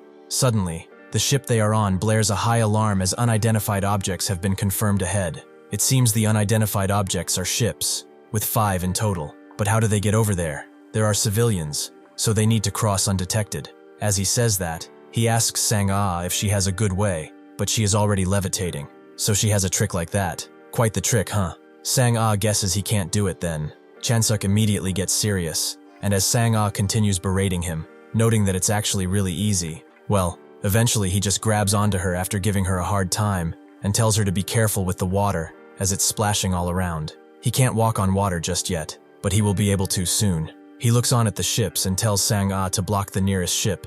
As he senses mana, it's emanating stronger energy toward the back. It's definitely more dangerous. As they continue levitating on the water, Sang-ah sees the figure of a person in the miasma, but Chanseok tells her to look closer, as that's not how a human moves. Sure enough, it's an undead, and they both jump on the ship at the same time. Chanseok isn't that impressed with her landing. If she continues doing so, she will blow out her knees eventually. Besides, she just drew unwanted attention from all of them. He presses his foot roughly into the ship's floor and unleashes a bunch of strikes, eliminating the undead all at once. This is good. Their strength level isn't that high. They are the lower tier of second class. In that case, Sang-ah should be able to do something too. Before he can order her around though, she is already gone. He screams at her that she is using far too much mana. At this rate, she will run dry in no time. For this level, a much lower output is sufficient. Sang-ah is reluctant, but she remembers what he said about becoming stronger, and clicks her tongue before reducing her output, but even so it's still far too much. She should reduce it even further. Sang-ah thinks that the life of weaklings is a tragedy. It's infinitely short and endlessly dark. She will never live like a weakling ever again. She must become stronger. As a zombie rushes in toward her, she cuts him in two perfectly. She has a reason to get stronger after all. If only she can, then she will dive into the darkest pit of hell. After Sang-ah takes care of the last undead on the ship, she steadies her breathing and calms her mana down. Chanseok arrives on her ship too, and explains that he took care of the other boats while she was doing that. As she cleans her blade, Sang-ah notes that it wasn't a situation where she could be stubborn after all. She reluctantly thanks him for the advice, as she learned a lot. Chanseok tells her not to mention it. The world is full of idiots who could not even learn even if he spoon-fed them after all. Sang-ah also tells him that this is the first time anyone's been giving her any advice. Chanseok is confused by this. The academy is a place for learning, isn't it? Didn't her upperclassmen or peers help her? She explains that since she learned everything so quickly, everyone just said she was annoying. Chanseok hopes that she doesn't think, if he keeps giving her advice like this, that she will become stronger than him. Sang-ah expected it actually, as there isn't a single teacher that she hasn't surpassed. This ticks Chanseok off, and he tells her that it's not going to happen with him. He will make sure she will keep looking up at him for the rest of her life. Sang-ah feels pissed off for some reason after hearing this. After they arrive on the island, the two mariners they were with salute and wish them good luck on the rest of their journey. Chanseok just shoos them away and explains that, according to the survivor, the hostages are at the shrine. Sang-ah notes that there are two shrines on this island, Gaijin Shrine and Atazumi Shrine. Chanseok remembers that distance-wise, Gaijin Shrine should be their first stop. Sang-ah notes that they could run there in a couple of hours, but Chanseok thinks the problem is they are going in light, but a trip back will be a different story. According to the report, there are 15 hostages. It will be even harder to get back if they are all wounded. Plus, he can feel some sinister mana beyond the fog that would tear skin off. The corrosion creatures all over the island will be chasing after them relentlessly. To avoid the creatures attacking during the rescue, and to return safely with the hostages, they will need a vehicle, and it seems that they have one. He asks Sang-ah if she's a good driver, and she confirms as such, though once they get on, it's for dear life. Sang-ah is not letting her foot off the gas. Are those brakes just for decoration? Well, he should forget it. Reckless driving is still better than his license, which has been gathering dust for the past 20 years. Besides, he is much better at fighting anyway, and there's a legion of undead following after them. He ties his spear to himself and suddenly throws it into one of the undead, shattering its head completely and taking his spear back, surprised by how sturdy it is. Suddenly, from the left, a bunch of undead are bearing down on them, and Chanseok tells Sang-ah as such. Immediately, she swerves that shit around and puts it on 2 wheels, blindsiding the undead. Immediately, she begins laughing, telling them to roll on the pavement like mats. Chanseok wonders if he really should have driven. Eventually, they find a path heading to the shrine, and they continue driving on it. They have to get inside. Sang-ah wonders what they will do about the monsters behind them, but Chanseok tells her not to worry, as he will handle them. With that, Sang-ah jumps out of the car, and Chanseok, since these bastards won't stop following them, unleashes the paradox flame all over, burning away the surface of the stairs, not allowing anyone to climb anymore. Sure enough, Sang-ah finds a bunch of people tied up to a post, and she comes closer, introducing herself as a hunter from the Hunter Association. They are safe now. Suddenly the man she spoke to begins to panic and scream, confusing Sang-ah, as they are not here to capture them, they came here to save them. However, the man was just trying to tell her to run away as fast as possible. Suddenly, a samurai-looking monster appears behind her, but before he can strike, Chanseok blocks his sword. He tells Sang-ah to get the survivors in the car, as he will be handling this bastard.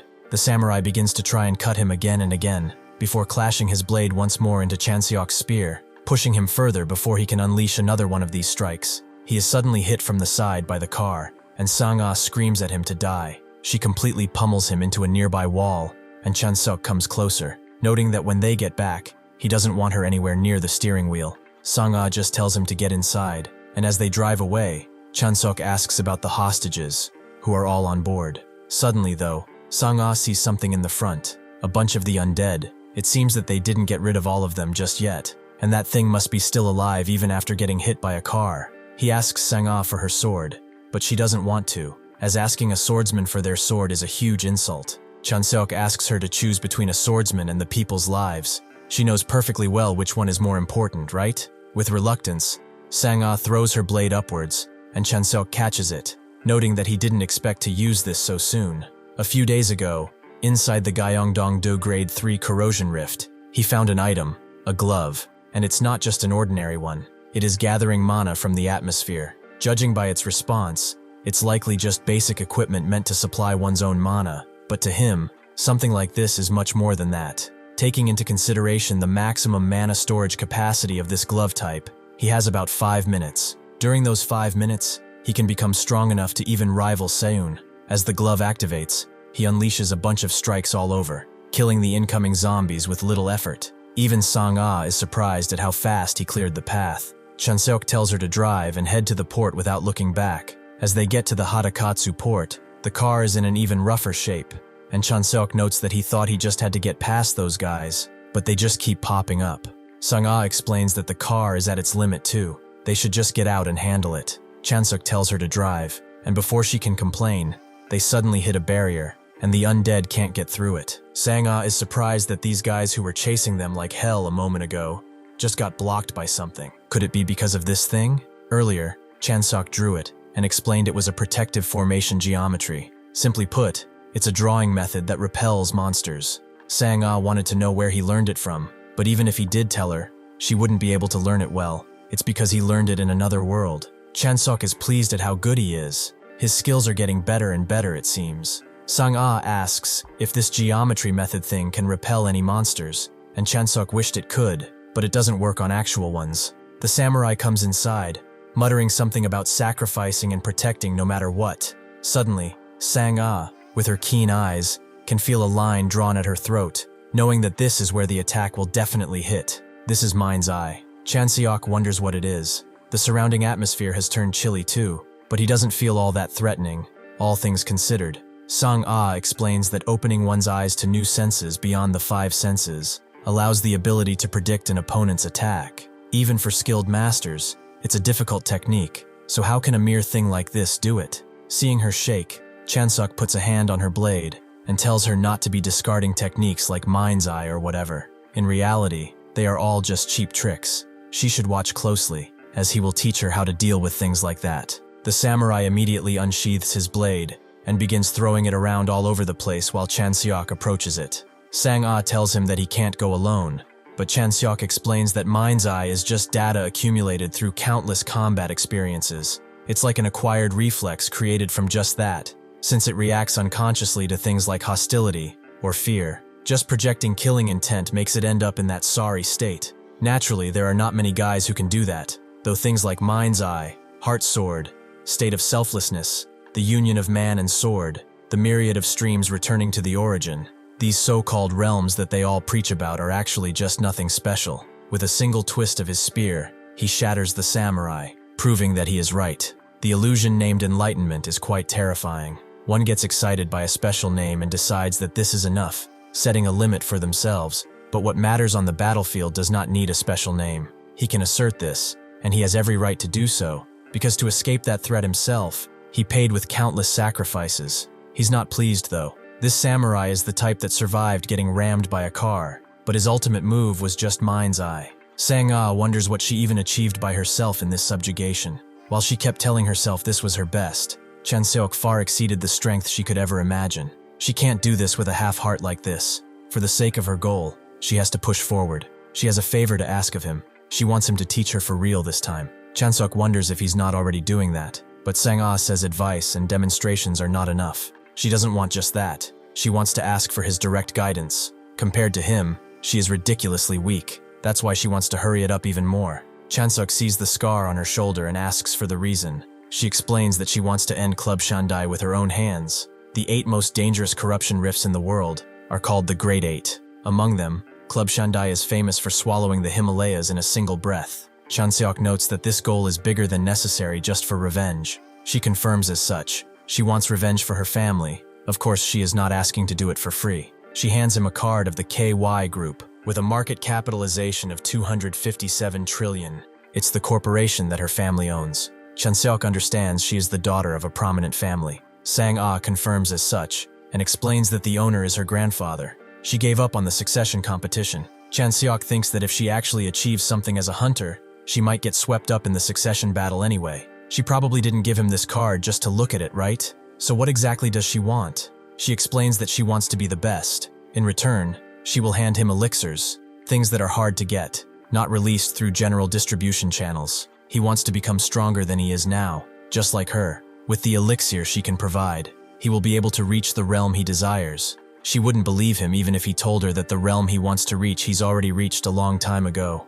The reason he needs to become stronger is solely to return the world to the way it was before. He shakes hands with her, noting that he doesn't need things like that for now. More importantly, they should move the car to the medical center already. After they deposit everyone, they ask the doctors how long the recovery is going to take. The main doctor there explains that there are a total of 7 patients, considering their nutritional status. It will take at least a week before conversation is even possible. They will let them know when they regain their consciousness. They should allow them to rest. Chanseok says that's fine, and tells Sang-ah that they should start right away, which she certainly didn't expect. They go to an empty field, and before they start, Chanseok asks a question.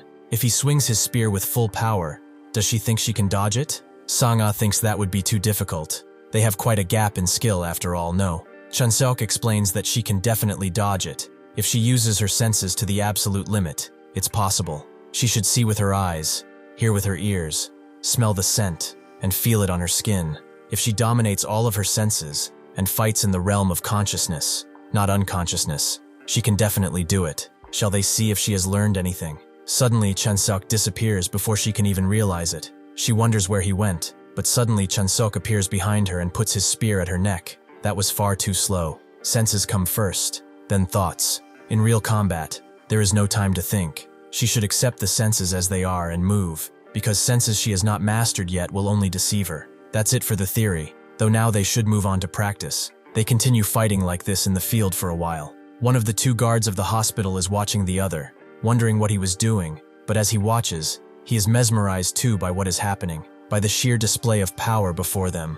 Chanseok continues pushing Sang-ah again and again, who manages to hold her line for a bit, but Chanseok swipes his spear in one sweeping motion, making her flinch, and then prepares a mighty strike, which she knows she cannot dodge. Suddenly though, one of the guards grabs their attention, noting that one of the survivors just woke up. They should go together. Chanseok is glad to hear that, since it seems Sang-ah has also learned to block somewhat well. They will end the first training session here and go inside. With that, they both go to the man who has just woken up and explain that, unless he was hallucinating or something, a truck came to the place where he was held captive, and people got out of it. Sang-ah wonders if they were other hostages, but the man denies it. They were too calm to be captives, and furthermore, the monsters were not hostile to them at all. In fact, it looked like the monsters were helping them. They picked out a few hostages and moved them to the truck. Chanseok found it strange that there were only 7 hostages out of the 15, so that was the reason then. The fortunate thing is that there was one person who escaped from that place,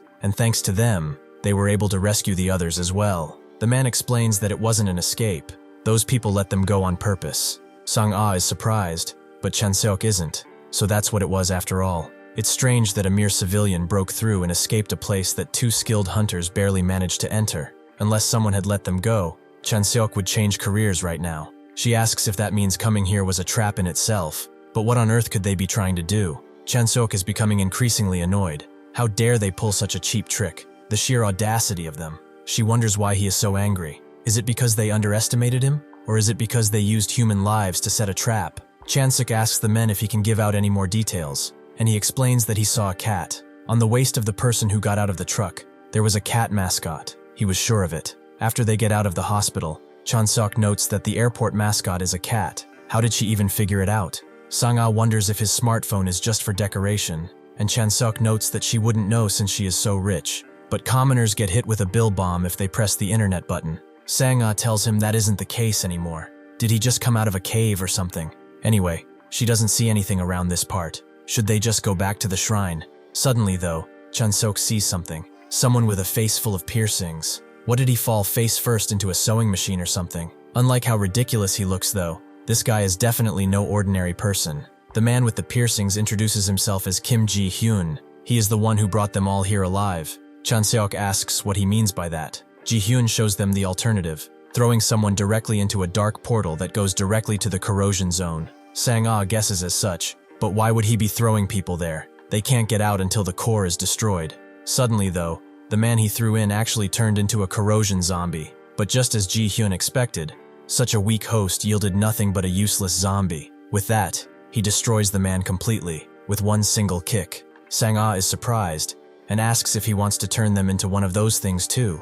But why? Ji-hyun explains that naturally, it is because sacrificing mere ordinary people was never enough to create a truly satisfactory member of the corrosion. Now Chanseok understands these people aren't trying to ransom the hostages, they need the hostages themselves. Ji-hyun explains that personally, he doesn't care about any of them, but the elder insists. He said he should explain for the sake of the greater good, so they should all listen closely. They are the heirs of Dangun.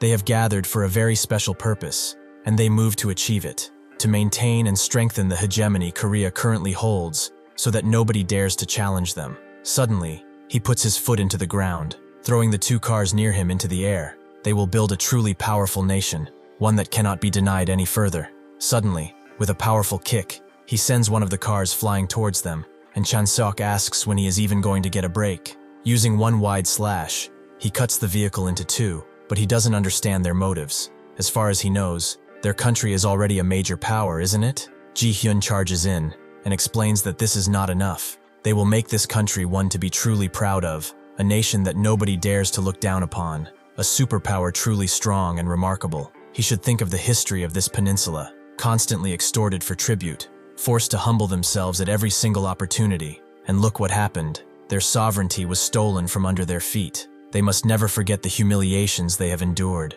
Chanseok ignores all his platitudes and thinks that he must be a taekwondo black belt and is currently unarmed. However, he is much faster than expected. Suddenly, Ji-hyun manages to hit him, vowing that they will pay them all back. Chanseok stumbles back, thinking that he is fast, but he can still handle his strength. Honestly, what he is saying now actually makes a bit of sense. If all the corrosion zones disappear, Korea will struggle to maintain its current position like usual. But this is all to say that they have no intention of saving the world, right? Ji-hyun confirms as such. Why would they do such a thing? Chanseok explains that many lives are in danger. Does he not understand where priorities should be put right now? Ji-hyun tells him that he's the one who doesn't understand, because they found a way to control the corrosion zones. Chanseok is a bit surprised, as if what he is saying is true. That would change everything. If they can control the corrosion zones, they won't have to risk their lives anymore. They could all live comfortably and safely. He explains that, after hearing that, he is willing to cooperate. How much control do they have?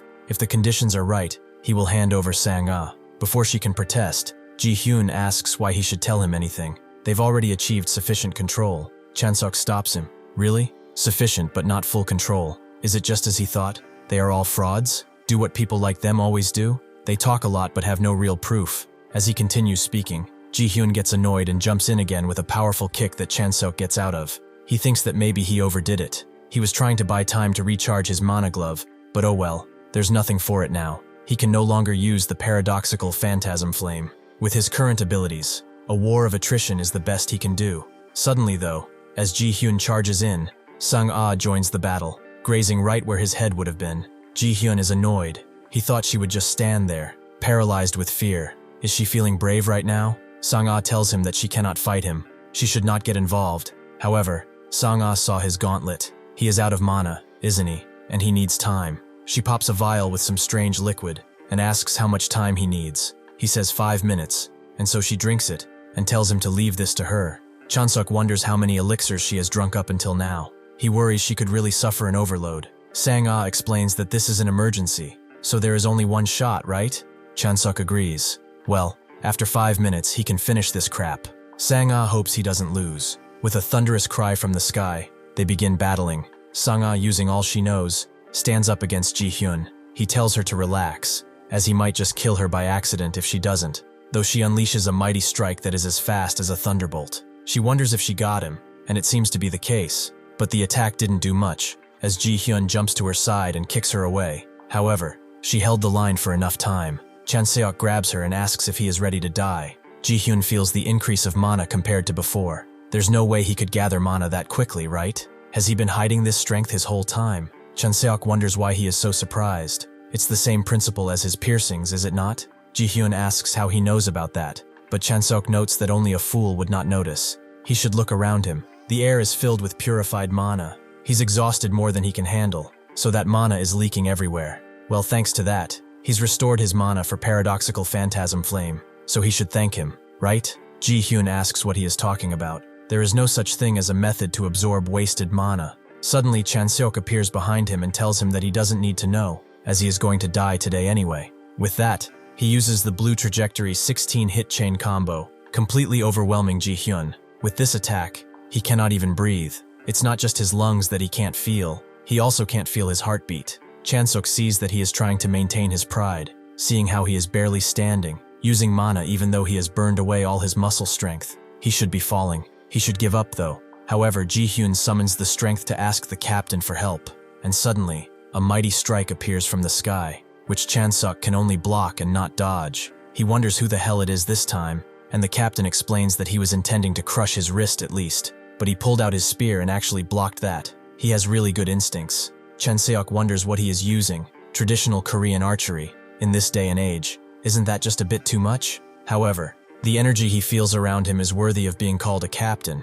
He has to admit it, but he is at least twice as strong as Sewon, and his skill is perhaps 3 or 4 times greater. The captain is pleased that he has guts, but perhaps it's that he doesn't fear death. Chanseok notes that if the captain had planned to kill him, he probably would have done so already, since he clearly hasn't. He is probably interested in this. Using one finger, he accelerates the flames around Ji-hyun, who pleads for help as he tries to breathe but can't. The captain tells him to first extinguish those flames, something he will not say twice. Chanseok thinks it over. Kim Ji-hyun's mana was already depleted before he collapsed. This guy in the hood is keeping him alive with his own mana. Even so, if the arrow he just shot had aimed for his head instead of his wrist, he would be dead by now, but he did not do that. With this in mind, he freezes Ji-hyun, and the captain catches him, telling him that he did a good job. He asks Chanseok if he realizes what he did to Ji-hyun. Since he has no muscle strength left, he will spend his youth in a wheelchair with a catheter circulating his blood and mana, but he will be just a vegetable. It is true that he needs to take him in alive, but that does not mean he needs to take him whole. Chanseok tells him to try it, because he would rather drop dead from a heart attack than become his puppet. Seeing him envelop himself in his own flames, the captain explains that until he understands the principle of that flame, he has no choice but to withdraw. He should keep in mind, however, that when the corrosion rift appeared, no one thought the corrosion rifts could ever be controlled. Even so, he succeeded. Someday, Chanseok too will be under his control. That is an inevitability. Chanseok curses his luck. He got entangled with someone with a really nasty temper, it seems. Sang-ah approaches and asks if those guys are after his unique skill. Chanseok confirms as such, although he does not know the reason. Sang-ah thinks they could have just taken him hostage while he was unconscious. Chanseok notes that they might know about her background, but she doesn't understand why terrorists would care for something like that. He tells her to think carefully about what they are doing,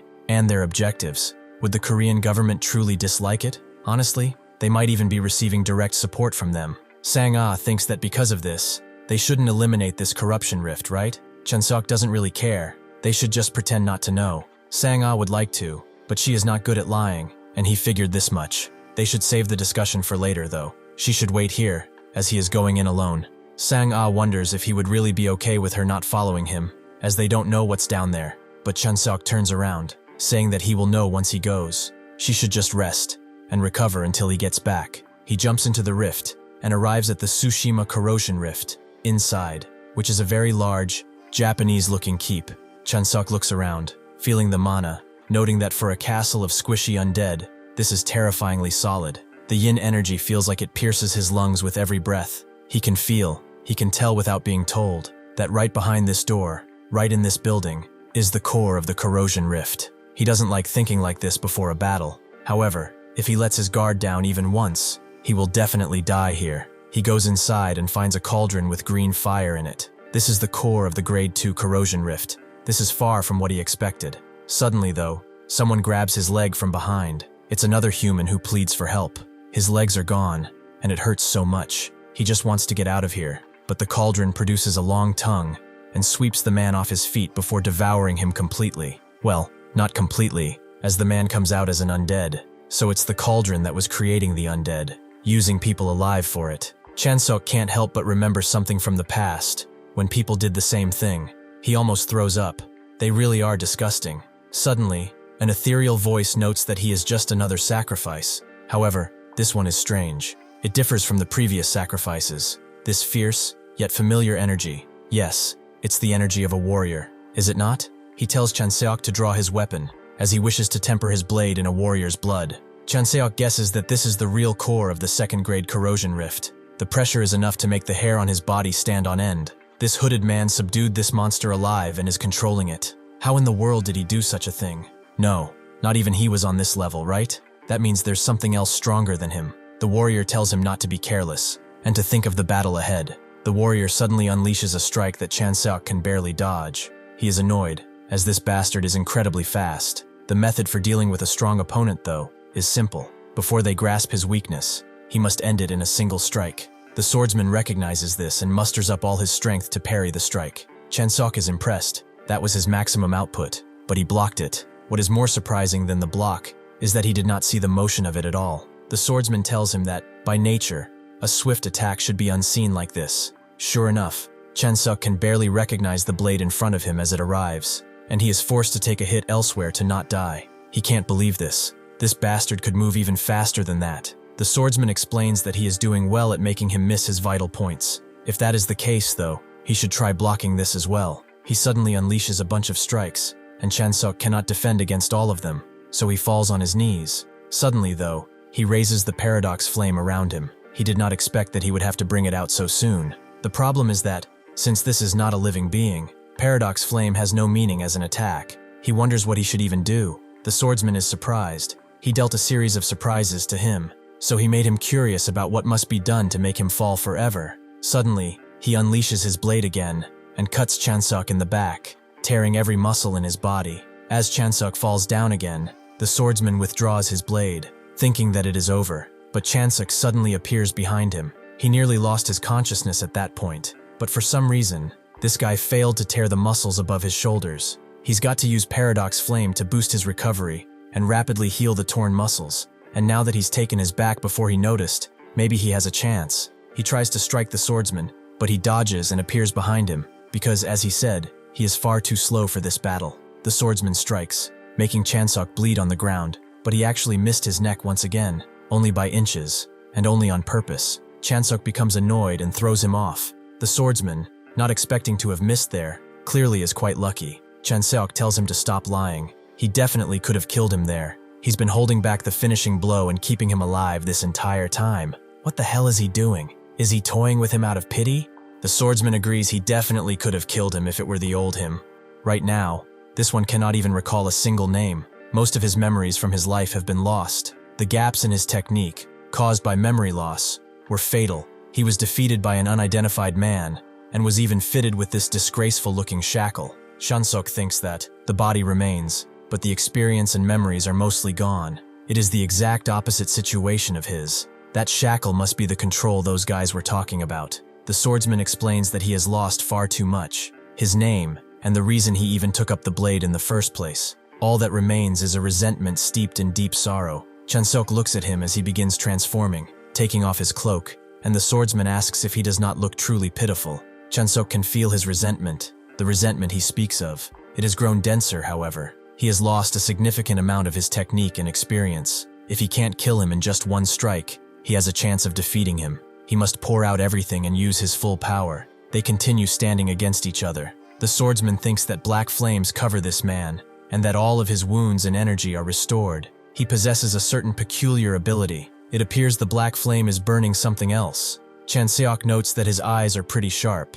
This flame burns concepts. It may appear to possess infinite destructive power to the uninitiated, but that isn't quite the case right now. Just as the conceptual magnitude of the fatigue of an individual differs from the friction of a staircase, the greater the quantity and scope of the concept, the more mana and proficiency it demands. Since larger applications are harder to control, he must be careful not to get swept away by the backlash. When he took down Kim Ji-hyun, for example, he had to be careful not to burn away his own muscle strength as well. Of course, if it were the him from back then, he wouldn't have needed to worry about control in the first place. If the him from another world was a great sword, then the current him is merely a butter knife. He's been using it with minimal risk so far. However, it seems that this is not the time to be picky about that. From now on, he is going to burn away all of this place's durability. The swordsman is surprised by the durability. He doesn't understand what he means. Chanseok waves a dismissive hand. He is done explaining.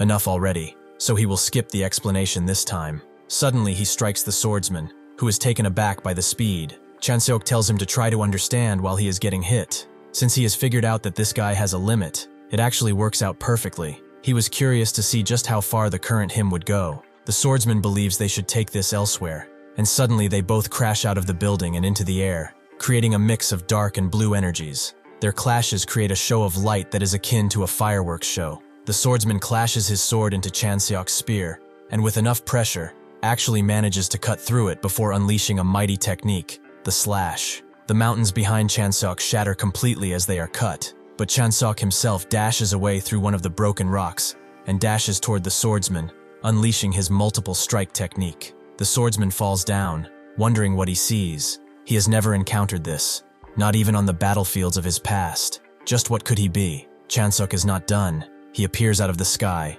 and continues his slashes, hitting him again and again and again, until the swordsman completely loses his form and appears as a malevolent spirit. He screams out and rushes toward Chanseok, who does the same, and they begin to slash at each other, hitting each other constantly, but neither wants to give up until one of them falls. They continue clashing, creating an awe-inspiring amount of power right in the middle of the broken mountains. In the past, someone asked him what he would do if he met an opponent he absolutely couldn't defeat. He was just curious after all.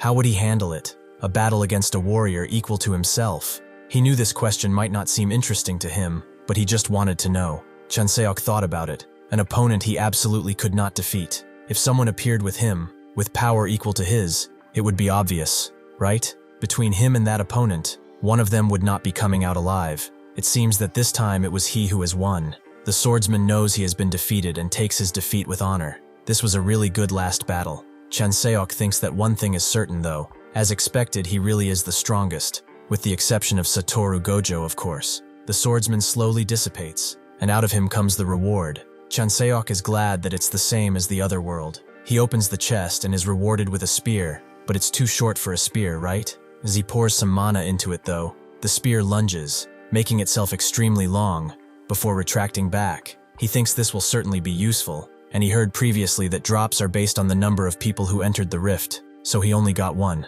He really should have brought Sang-ah here, and kept her safely tucked away somewhere, just to collect her share of the rewards on top of his own. However, it seems that the swordsman's sword is actually still in one piece. Sang-ah decided to sleep on the ground next to the rift, deciding to wait for Chanseok, but suddenly she's woken up by a sword flying toward her head. She wakes up and asks what the deal with this sword is. She hasn't seen it before. Chanseok explains that he found it on the way here. Judging by the guy who wielded it, it's a fine blade. She should take it. She says that is a really great sword actually, and it's well maintained too. But where could he have even found a sword like this? Is it from the corruption rift? Did he come back okay? Chanseok tells her to forget it. She probably got enough rest while he was gone. Right now he's going to do the same too. Suddenly he faints right in front of her, and Sang-ah expected as much. There is an insurmountable wall between grade 3 and 2. Because of that, when the news of Chanseok's solo clear of grade 2 became public, and the weight of that achievement was on an entirely different level, everyone was speaking about it. He was on billboards too, all wondering who he is. Chanseok also was spammed with messages, and he definitely can't walk outside either, since people know of his location. He met up with a person though. Ja Sujong, from the Secretariat of Embargo Tower, visits him.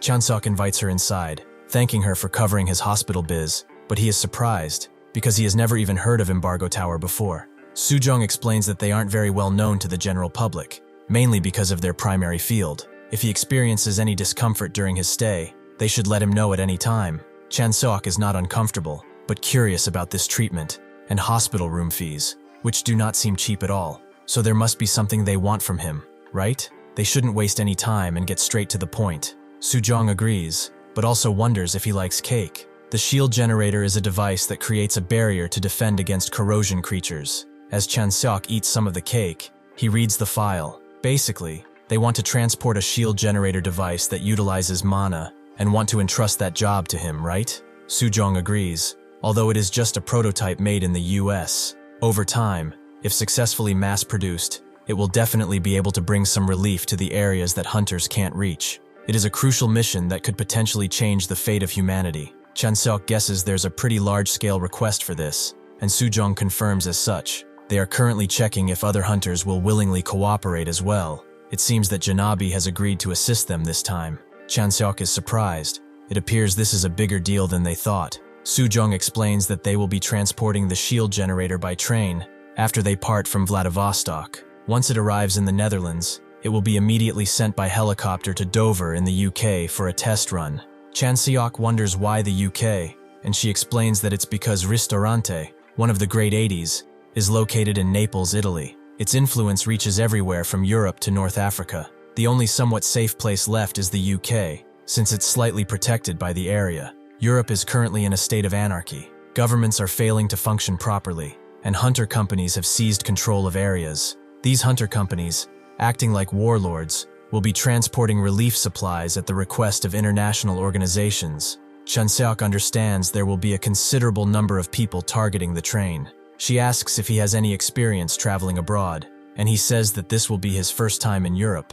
This leads Sujong to note that they will likely encounter many horrific situations there. Chanseok asks what she means by they, and she explains that for this mission, data collection and analysis are being overseen by Embargo Tower. Personally, she will be dispatched, and she will be one of them. It will be nice to have a familiar face around. Chanseok is surprised that she's speaking like his participation is a given, but he has one condition. He would like Sang-ah to accompany them. He made a promise to her after all, and she's a trustworthy friend. Sujong notes that since he trusts her, then they should be the ones asking her to join them, right? Chanseok thanks her for saying that and looks forward to working with them, thinking that he will be able to expand his influence much farther than expected and sooner. Later, a plane arrives on the hospital's roof. To think they would mobilize a helicopter just to pick him up for a civilian mission. It seems solving a grade 2 corrosion rift really is different from a grade 3, isn't it? The chairman agrees. It was the moment his expectations turned into certainty. The association will also do its best to guarantee his activities to the fullest. Chanseok is pleased to hear that, as expected. Proving his skills makes things run far smoother, but he wonders if the chairman knows about those guys. If he does, how would he react? Wouldn't he want this wretched reality that has befallen Earth to end someday? Or would he want it to be maintained?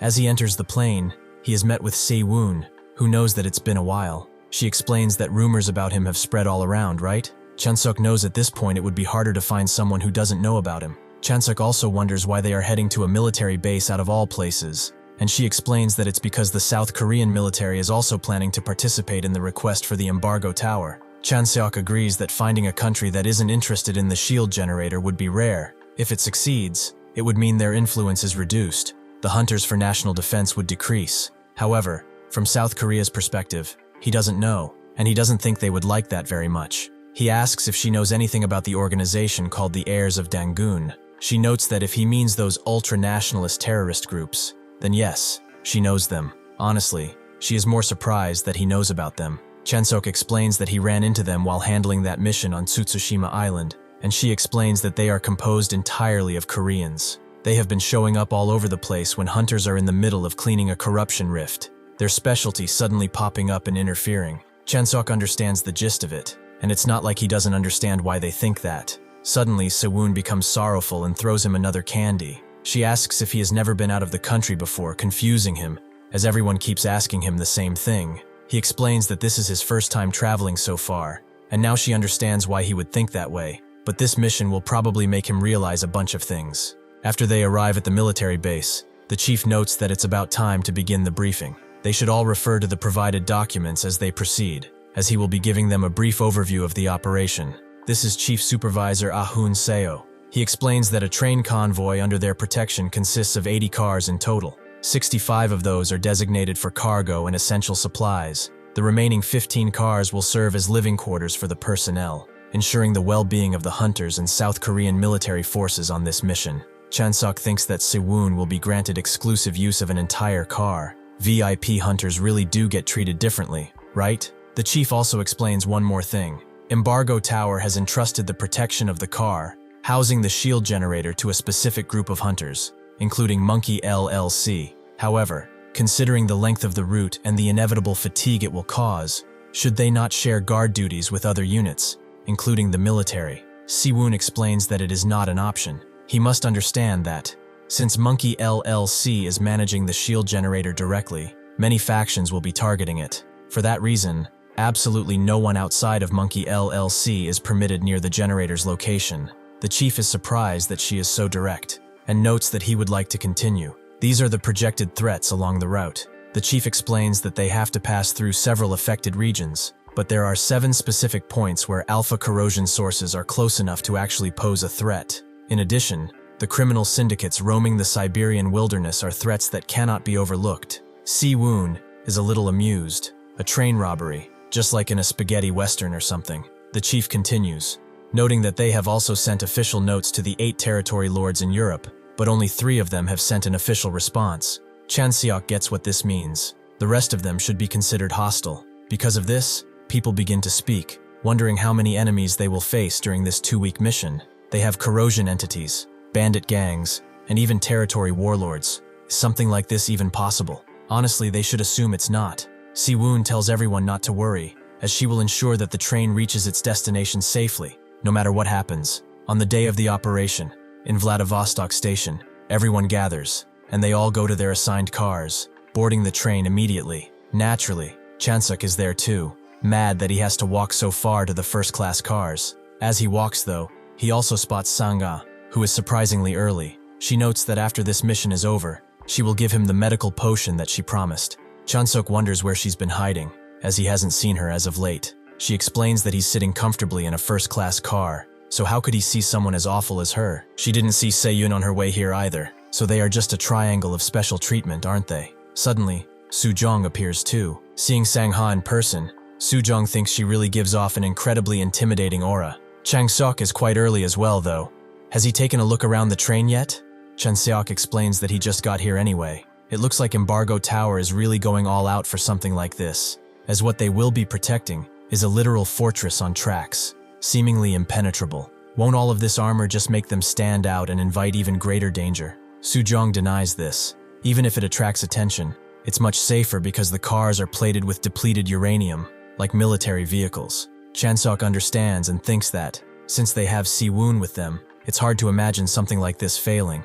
Well, he kinda spoke too soon, as they are immediately attacked by monsters. One of the hunters demands backup at car 57. Chanseok immediately rushes in, thinking that they haven't even been moving for 10 minutes, and the corrosion entities are already swarming all over. There really is no end to them. This would be a lot easier if Si-woon helped, but whatever. The train's Siberian railway is currently damaged, so to ensure the train can keep moving, they are forced to repair the tracks on the fly. However, the personnel responsible for such repairs cannot fend off the corrosion entities on their own. Therefore, a hunter must be stationed with them for protection at all times, and ironically, Si-woon was assigned that role. She is the strongest hunter they have here, yet she is stuck in one spot, and forbidden from fighting. If he were the commander of this operation, he'd shoot whoever came up with that moronic plan. He proves his point by cutting down a few more dozen that appeared, making himself think he really should have kept his mouth shut. This will be a really long trip. Somewhere else, a Russian man is carrying a mighty-looking beast which he has presumably killed. He sees someone and asks, "What's happening over here?" It's that asshole Lila again. Suddenly, the beast he had presumed dead wakes up and immediately tries to rip his head off, but the man doesn't even flinch, and uses his hand cannon to blast it apart. After blasting it apart, Ha-yun talks to the men, noting that Nikolai always does crazy things, appearing out of nowhere. This is Lee Ha-yun. He notes that it's been a while since they last saw each other. He came here because he has a proposition for him, though as soon as he arrived, he was treated to quite a spectacular show. The territory lord of Vladivostok, Nikolai Baranov himself, was out fishing. Nikolai calls him a bastard. He caught that creature and knocked it out on purpose to have his dinner, but Ha-yun went and woke it up. Ha-yun notes that he'd better clean up the blood first, but wonders, do people in Russia really eat creatures like this? Nikolai notes that they have many food sources in Korea, which makes them a bit arrogant. So what is this job he has for him? Just so he knows, he is really not short on cash, but Ha-yun is sure he will find this rather interesting. There is a train departing from Vladivostok that is expected to pass through this area. It should be here within the next day or two. Nikolai tells him to stop with the jokes. Does he not know the Siberian railway was destroyed a long time ago? Ha-yun explains that among those who have awakened their mana circuits, there are some who can perform repairs as long as they have the materials. Nikolai is surprised, making repairs on the go. He has not thought of that, but what are they transporting? Ha-yun doesn't say. What should interest him is who is guarding it. It's the candy lady from Monkey LLC. Nikolai is surprised by this, and asks if he already knew she was coming. Does that mean he has prepared for it? Ha-yun agrees, and Nikolai gets quite amused, robbing a train guarded by none other than Se-yun. This sure sounds like fun.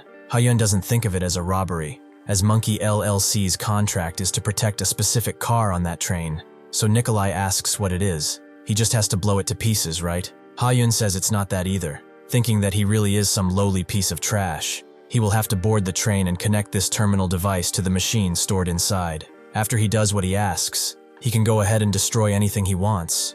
Nikolai accepts. In fact, this really is excellent. Not just the cars. Nikolai is going to slaughter every hunter on that train, right in front of Si-woon's eyes, as Nikolai has a score to settle with her. Chanseok continues fighting, expertly killing any creature that comes their way, and the other hunters are surprised. That guy is a rookie who just became a hunter. He probably slaughtered 100 creatures by himself. He is more of a monster than they all are. Chanseok puts his spear down, thinking that this just about covers it anyway. They've barely started, and these guys are already battered. How useless are they? He should just assume he is fighting alone at this point. However, Sang-ah tells them to get up, as the mission is not yet over, and they cannot let their guard down. Chanseok laughs and tells her to stop showing off, but as expected, she is the only useful one here. Suddenly he hears a rumble, wondering if there's an avalanche somewhere. They all get a message from the control room noting that they have spotted an obstacle on the tracks, but they are proceeding as normal. Si-woon also intervenes and tells them to stop the train now.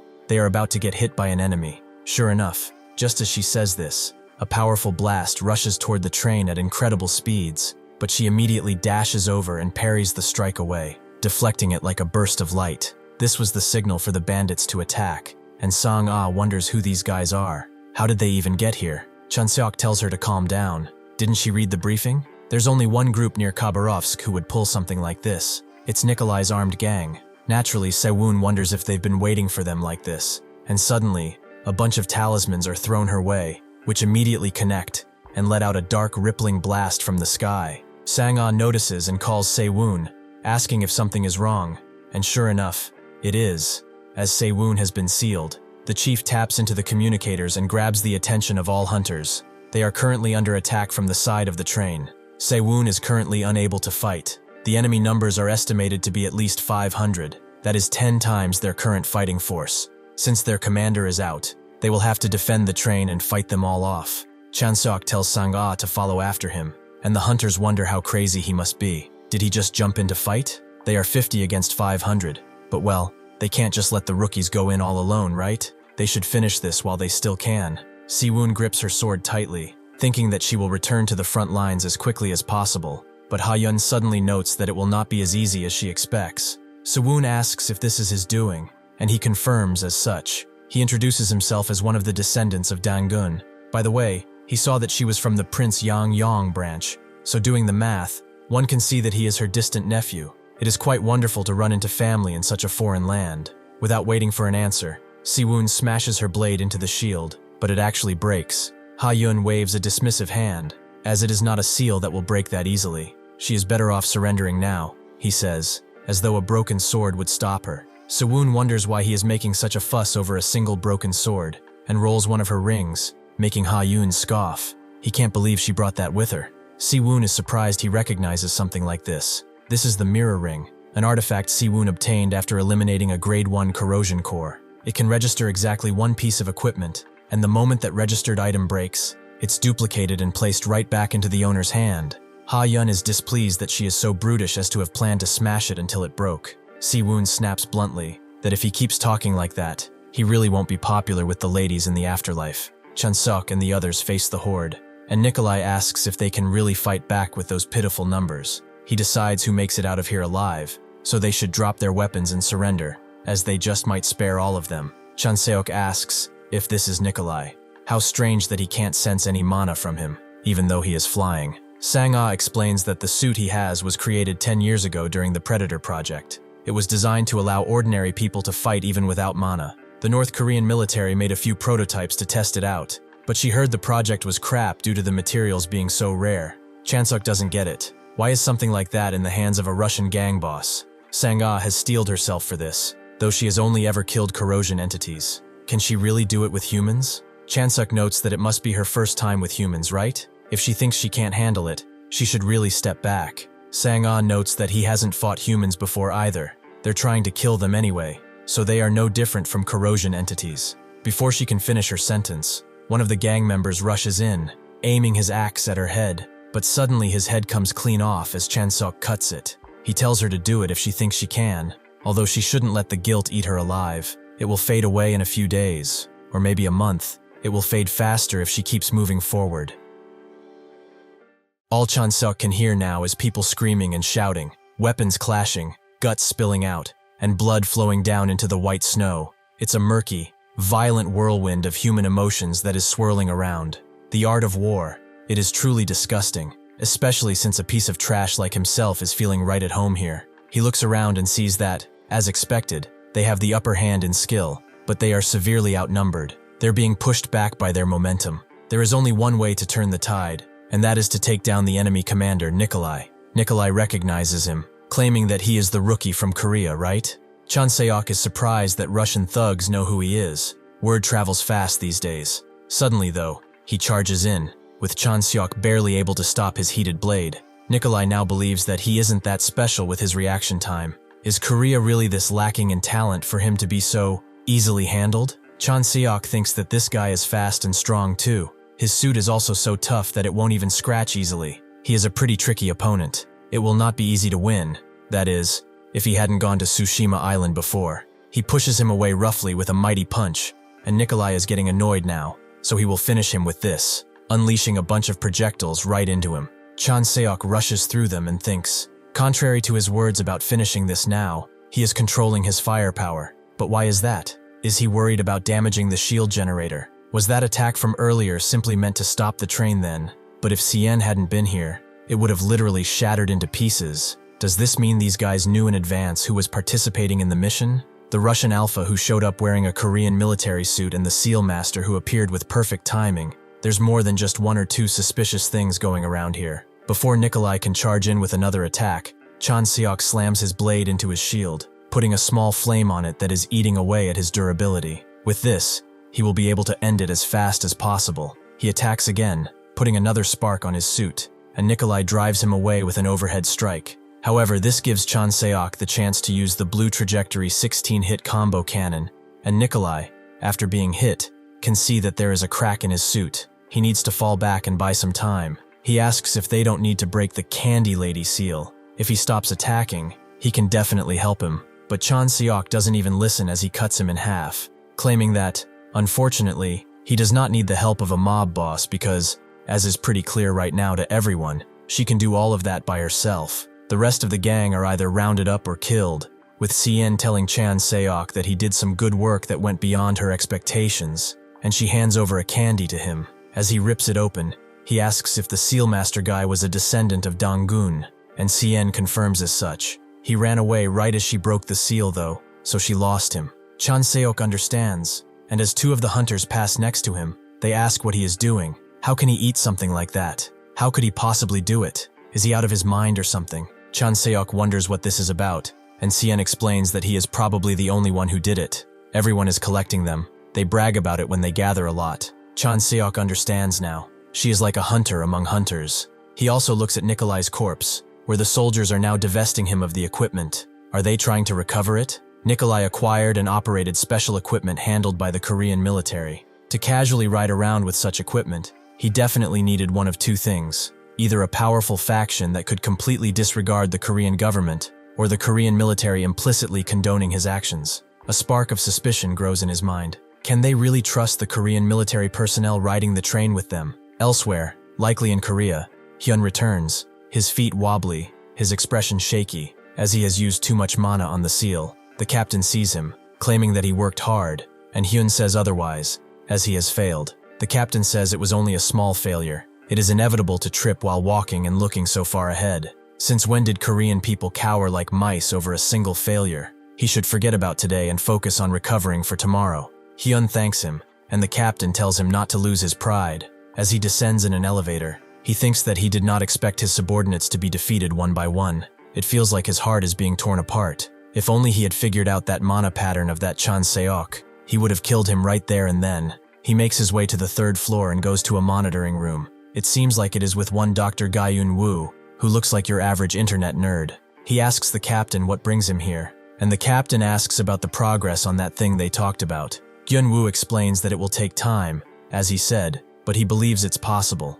However, the fact that they need an ample amount of budget and time has not changed. He will try his best, but it's really a shame if they had figured out the principles behind the shield generator. It would have been quite helpful. The captain tells him not to worry. The journey across Siberia is pretty long after all. As the train continues, inside the command center, one of the soldier commanders explains that, with 5 dead and 10 wounded, they've lost a third of their combat power due to the previous battle. Seyun notes that they've taken considerable casualties right from the beginning, and they should administer aid to the injured. Proper medical treatment will only be possible once they arrive in Poland, so they should make sure to contact them in advance. She also asks who the warlord controlling Poland is, and the soldier believes it's Mazurka. Seyun also tells him to contact the Hunter Guild contracted with Mazurka and tell them that they're asking for their cooperation in hopes they will comply. The soldier knows that they can contact them. However, does she really think those warlords will cooperate so easily? Seyun thinks that they will have to. That is, if they still want Janabes and her help in the future. In Poland, at the Esprit Hunter Guild, a man screams in Polish about receiving a cooperation request from Janabi. They should tell her to buzz off. Who does she think she is? Ordering him around. This is Robert Veen. He is a partner hunter affiliated with Esprit. A few people tell him that it's a request from Korea's candy lady, Seyun. She has personally led the clearing of over 5 Grade 1 corrosion drifts. Rejecting her request without any valid reason would be pretty bad. Robert doesn't care. She is still just one hunter. Are they going to jump into a well just because a woman asked? One of them confirms the search. If it's necessary, he is prepared to do just that, as that's not just any woman. Robert calls him an imbecile and opens the doors to the guild, noting that she is just one of those partner hunters making a living by doing commissions. However, as soon as he opens the doors, he is met by most of the hunters from Esprit, and he wonders what the hell they are even doing here. One of them knows that if he rejects the candy lady's request, she'd rather just pay the penalty fee and leave Esprit. Robert just doesn't understand. The annoyance is getting to him. That woman is just a mere hunter. No matter how famous she is just a hunter, no different than any of them. One of them, though, explains that the candy lady is different. If it weren't for the support from the foundation established by her, he wouldn't have become a hunter. Another perks up, noting that thanks to her, her mother received surgery in Korea. Another speaks, noting that when he was injured in a corrosion rift, if she had not helped him, then he would have been abandoned. The one from before speaks, telling Robert that if this many people quit at once, the company will be in trouble. He had better apologize for what he just said and accept her request. Robert damns Seyun's influence, as it extends far and wide, it seems. Seyun herself looks out the window, thinking that the injured are in worse condition than previously. Unexpectedly, they have to keep going for at least 5 days to reach Warsaw. Will they be able to hold out? She can only hope there won't be any further delays. That's when her earpiece comes to life, with someone noting for all hunters that those corrosion creatures have appeared and slimes are pursuing them. Everyone should prepare for combat. The hunters think that slimes are ridiculous, but they still get up, and Seyun wonders why slimes are even here. Could it be that? She mutters curses under her breath and tells everyone to stay calm and get ready. Chanseok gets up too and asks what a slime is. Seyun explains that it's a corrosion creature from a Grade 1 corrosion rift. It's located in Bratsk, a city named the Refrigerator. Isn't Bratsk over 600 kilometers from here? Then how are they within the line of sight of those creatures? Seyun climbs on top of the train and knows that the corrosion zone must have expanded in the meantime, but dealing with corrosion creatures in this state will be pretty difficult. Chanseok, with Sang-ah, climbs up too, with Chanseok wondering if they're really that dangerous, and Seyun confirms as such. Their body temperature is similar to that of liquid nitrogen. If one touches them freely, their equipment will freeze and shatter. What's even more terrifying is what he sees now. The hunters try to shoot at them with a bunch of arrows, but as he can see, some of them possess mana resistance.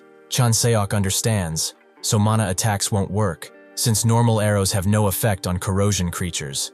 Essentially, there is no way to deal damage either. The hunters think that at this rate, they will overtake the train before they leave the corrosion zone.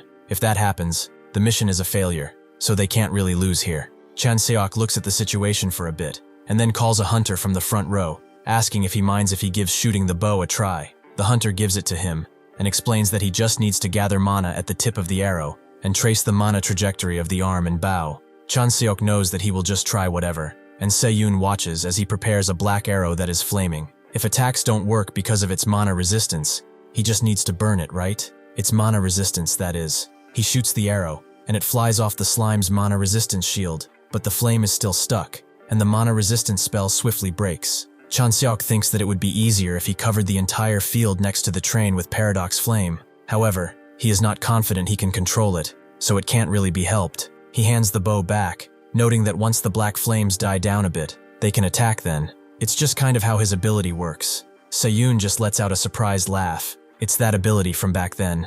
Is it a unique skill that can erase formless concepts? This guy really is unfathomable. Anyway, if his mana resistance is broken, then she can move in. She unleashes a strike on the helpless slime, cutting it in two. It's 2 parts that fall on the ground, and she asks how many are left. One of the hunters tells her that it's just one guy ahead. It is approaching the train too, and it is right above them.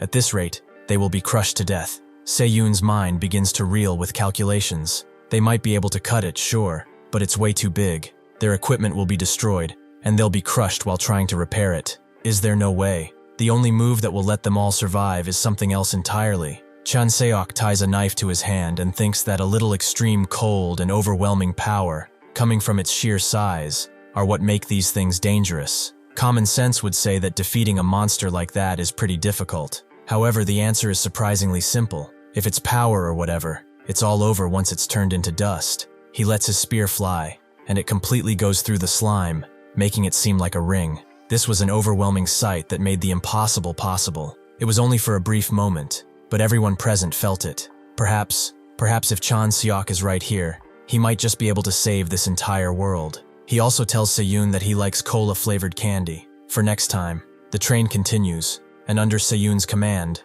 it fends off the corrosion creature's attacks and steadily moved its way toward Poland. The group is gathered again, with the soldier noting that to treat the wounded and distribute the relief supplies allocated to this region, they will be stopping in Warsaw for 3 days. The Mazurka warlord and the hunter company contracted with them have promised to cooperate. Sayun is pleased. That's one thing less to worry about. But what about transport cooperation?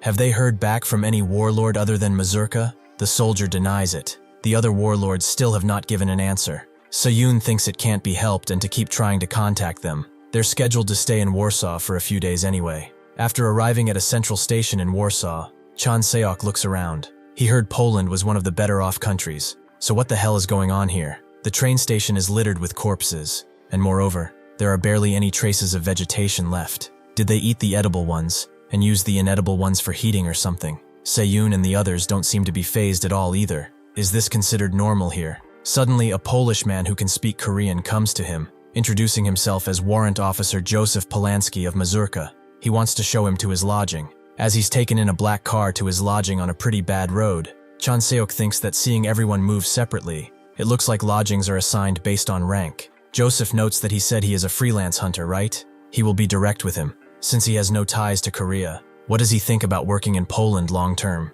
Of course, the infrastructure and buildings are naturally not as good as Korea's, but he will have much more power here. Chanseok scoffs inside his mind. Power. Even with corpses scattered all over outside, he speaks of power that allows one to casually offer limousines and champagne. Joseph continues. He knows that in Korea there are many restrictions on his actions because of the public image and such. But if he works with them, whether it is women or people to beat to death for fun, it doesn't matter. They can provide as many as he wants. Chanseok wonders if he can punch this bastard, but chooses not to. He is taken to a hotel-like place. Apparently he was assigned a good lodging, but this is at the level of a cheap neighborhood motel in Korea. It has a shower, a bathroom, and meals that are basically just instant food.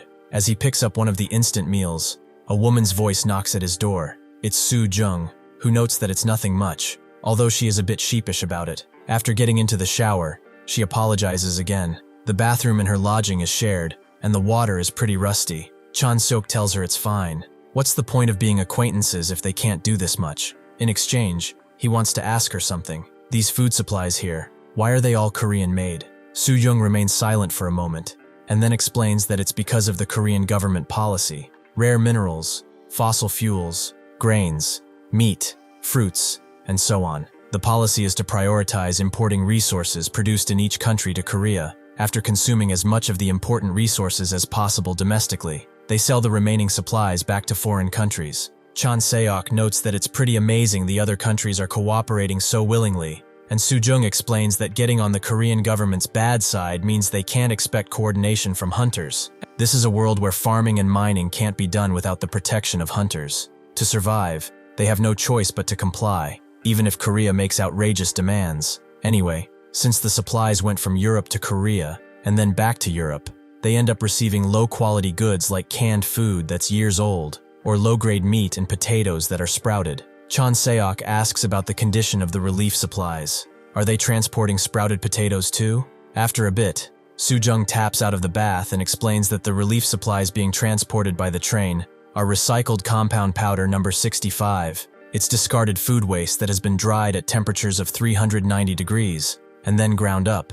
The number 65 means it contains 65% recycled organic matter. Actually, she knows Korea has the capacity to provide better food ingredients, so why are they doing this? Chanseok explains that if they send food with value, it won't reach the people who need it. If it had value, whose mouth do you think it would feed? If they provide edible food as relief supplies, that food will not be able to reach the people who need it. At best, it will end up in the warlord's mouth, and in the worst cases, they will sell the food to buy weapons, because this is a world where they can get away with such things. Now he understands Se-yoon's words from back then. He was thinking too complacently. This world is even more rotten than the other one. Honestly, it is pretty ridiculous. The world is going to hell like this, and there is an organization that wants to control the corrosion source to make this situation last forever. He's got a feel for what stance he needs to take from this moment forth. He approaches Soo-jung and asks if he can ask one last thing.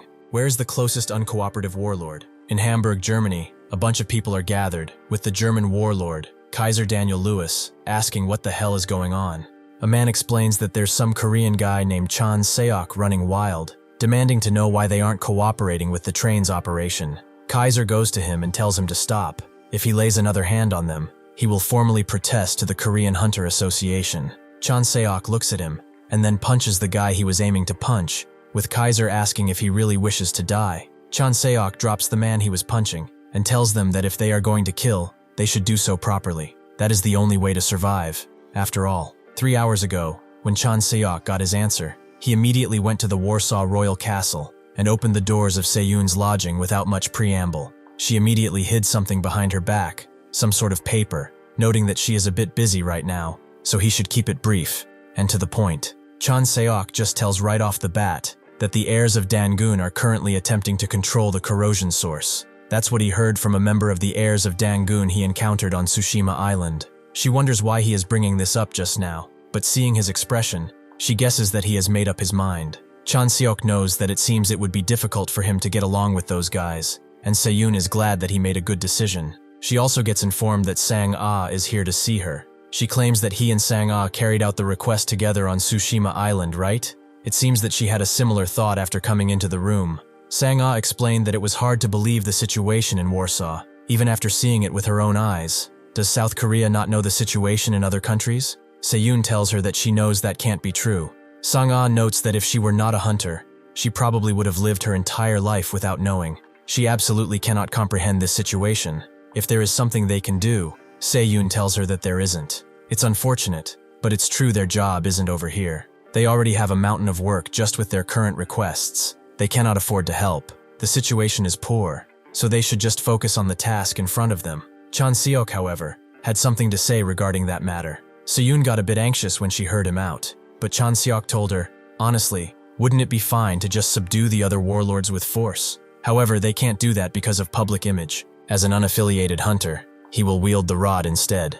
They are going to be staying in Poland for a while, right? He will resolve this and come back. In the meantime, Se-yoon thought it was pretty extreme, but there is really no other way now. She asked if it was all right if he went by himself, and Chanseok told her he would have it resolved before the relief distribution in Poland was even finished. She should just come and wrap things up in person. Sang-ah noted that she would come with him if he needed her, but Chanseok told her to keep practicing what he taught her, and told Se-yoon to please request a helicopter for their side. It will take about an hour total, so they will see each other again in Germany. The Kaiser warlords thought that the amount of mana contained within Chanseok's body wasn't that significant. Furthermore, there is a limit to the amount of mana a single person can draw out, so if they utilize their numerical advantage, there is a sufficient chance even against a South Korean A-rank hunter. It was a pretty rational thought born from calculations. However, unfortunately for them, Chanseok was no ordinary hunter.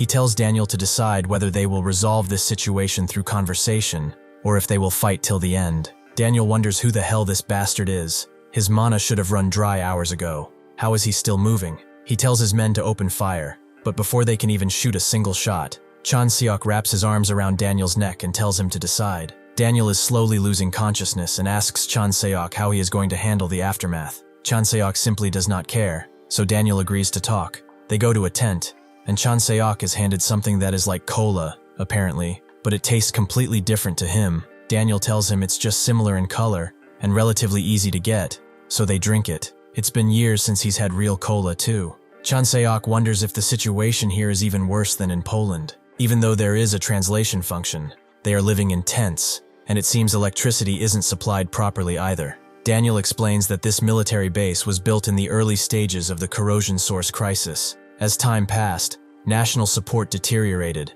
and now, it's an eyesore that can't even be maintained. It is pathetic, the feeling of realizing one's own country's inadequacies. Chanseok asks the reason for not cooperating with the train operation, and Daniel explains they are in a situation where they need the shield generator more than the UK does, because of that damn ristorante, which Chanseok recognizes as one of the 8 warlords. Daniel continues noting that the corrosion zone in the UK is currently facing nothing compared to what they are in Italy, where ristorante is pushing up. Even at this very moment, they are in a desperate hold to keep the corrosion zone at bay. Chanseok explains that the shield generator is in the experimental stage, and it needs a safe location like the UK to collect data. Won't it just take longer for them to get it if they don't cooperate? Daniel slams his fist down, noting that he said they should talk, but this wasn't a negotiation table. Chanseok agrees that if he's realized that much, he should stop talking nonsense and just cooperate. Daniel just doesn't understand why he is so arrogant,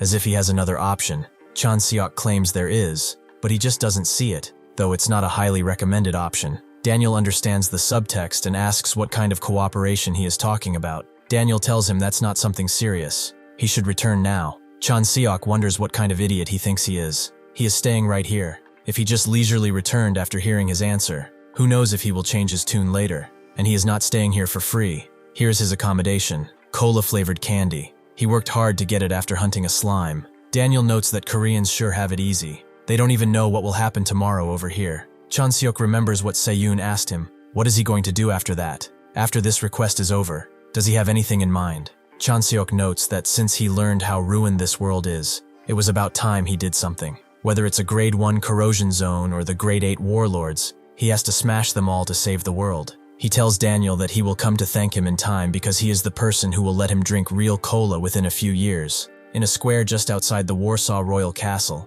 the rations are being given out by the soldiers, which seems like a very watery soup that doesn't look that appetizing. The man who just received this portion asks if this is all. How are they supposed to fill their bellies with soup so watery that he can see to the bottom? One of the soldiers tells him to stop causing a disturbance and step back. Seeing that he is not, he knows that citizen suppression is required, so the use of force is authorized as the man continues to berate them, claiming they are no different from the thugs. One of the Korean soldiers puts his gun to his chest and shoots. The people scream out, thinking that he just killed him over something like this, but one of them explains that he is not dead. These are just salt bullets. They know everyone is in a difficult situation. However, they cannot give out large amounts if everyone wants to receive rations. If caused another disturbance, they won't hesitate to suppress them again.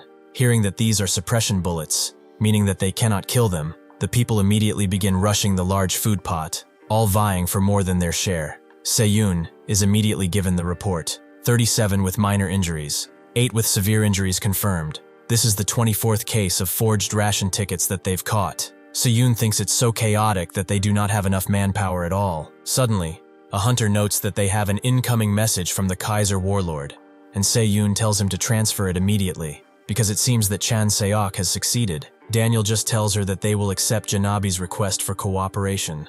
A few hours later at the Kaiser warlord castle, Daniel welcomes Se-yoon to Hamburg, noting that she sent quite a strange guy. She says it's nice to see him too, and thanks him for complying with their request for cooperation. Chanseok watches from above, and Sang-ah appears, asking what he is doing here. He says that he is just scouting the perimeter, and Sang-ah tells him that Se-yoon is looking for him. Chanseok says he understands. Not yet, but he will go down. But that's when he notices something from a nearby clock tower, a pretty vibrant light, almost like a sniper's glint. He immediately jumps away with Sang-ah, wondering where he is going, but Chanseok doesn't answer, and makes his way to the watchtower. He finds no one here, but he knows someone was here after being spotted by him. They used mana to conceal themselves and escape. It's faint, but he can see traces of it. If he follows the traces, he can figure out the location, which is right above him. Sure enough, the assassin pushes off the ceiling and tries to strike Chanseok, who blocks the strike, but he's surprised to see him appearing out of thin air. That's a pretty new method.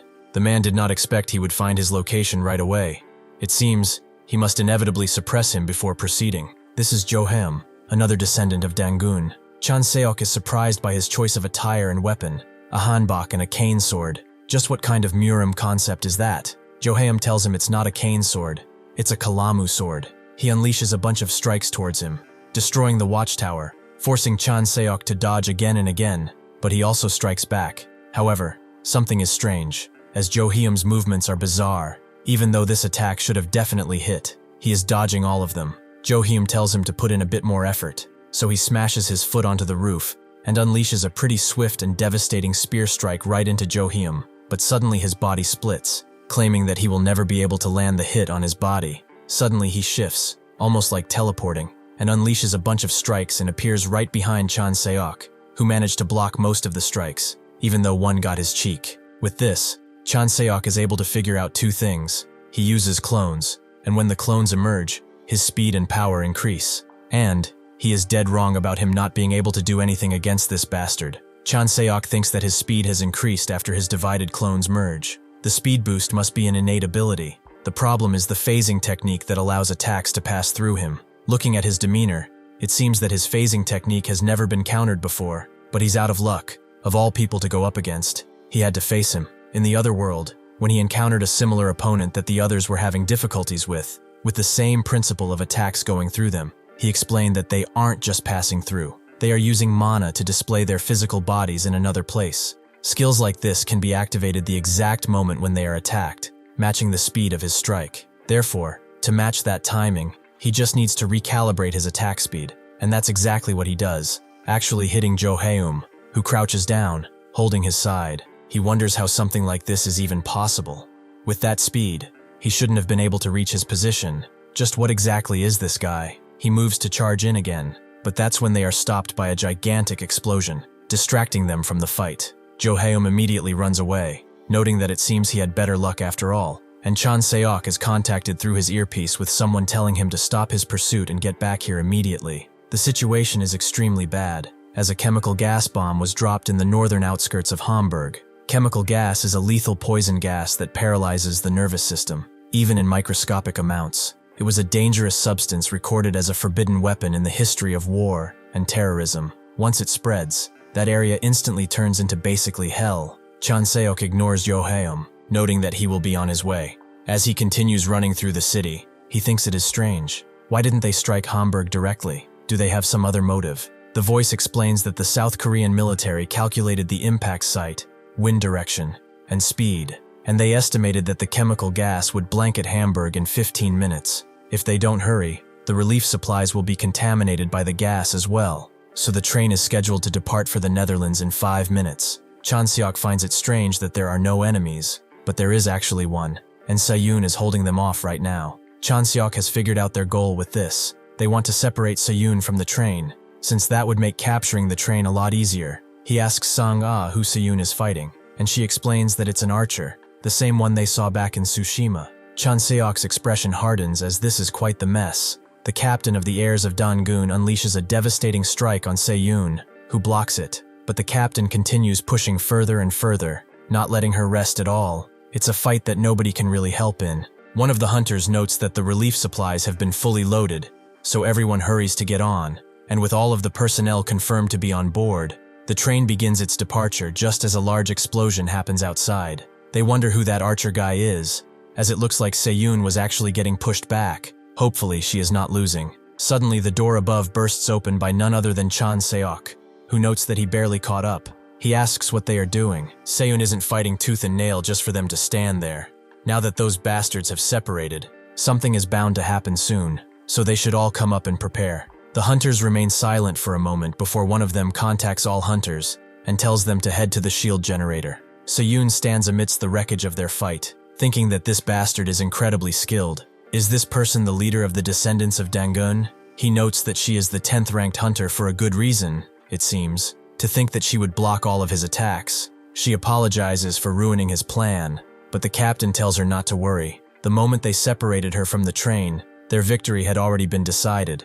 As the train continues, a bunch of people are standing at a vantage point above it, and another descendant of Dangun, Youngju, notes that it's finally here. A soldier reports that a suspicious group has been spotted on the bridge ahead, and all hunters are to prepare for battle. Suddenly, the group swarms on the train, with each hunter having their own battles. Youngju notes to Chanseok that it's finally nice to meet him, and he asks if she knows him. She confirms as such. Her superiors have told her to capture him alive. However, she is not exactly the type to take prisoners, and the elders aren't here anyway, so if she accidentally kills him, then he shouldn't feel too bad about it. Chanseok sees that she is carrying a gaya gyum, a classic Korean instrument. Before she gets to him, she stops and unleashes a wave of the song, attacking basically with sound waves. It's annoying, but if this is all she has, then it really isn't that dangerous. However, that's when Hyun begins a traditional dance with copper bells and iron pillars, and basically puts a curse on Chanseok, all the while buffing Youngju,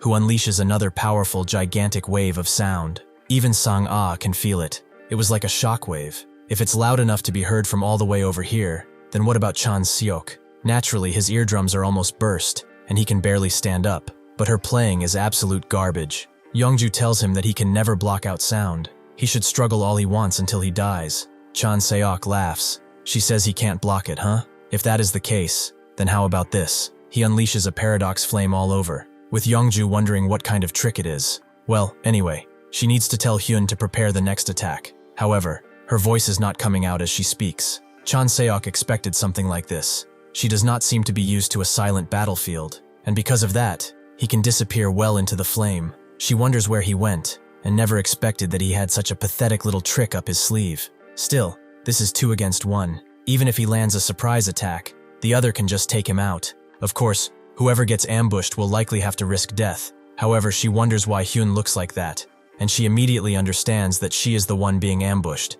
And naturally, Chanseok cuts her. Hyun thinks that in the first plan he made with Hyunju, in order to capture Chanseok alive, they were fine with one of them dying. However, he cannot stand by and allow it to happen. He unleashes the seal on Chanseok with Hyunju, asking why he did it. The black flames recede, and Hyunju continues asking, as she told him to not use the seal before they subdued him. Hyun claims that he had no choice, but they did catch him. His barrier stopped not only their officers but Seyun as well. It should be more than enough to restrain Chanseok. Since it's come to this, she needs to at least recover the generator. However, he sees that Chanseok is not worried at all. He seems just as malevolent as before. It should be impossible to break out. So is he tense for nothing? He tells Hyunju to get up as they are going to grab the shield generator. However, Chanseok's extendable spear smashes through his belly and he wonders how, as he definitely shouldn't be able to break through. Chanseok asks who gave him permission to decide he is leaving. Is he out of his mind? Hyunju knows he's been defeated. His power has already surpassed his imagination,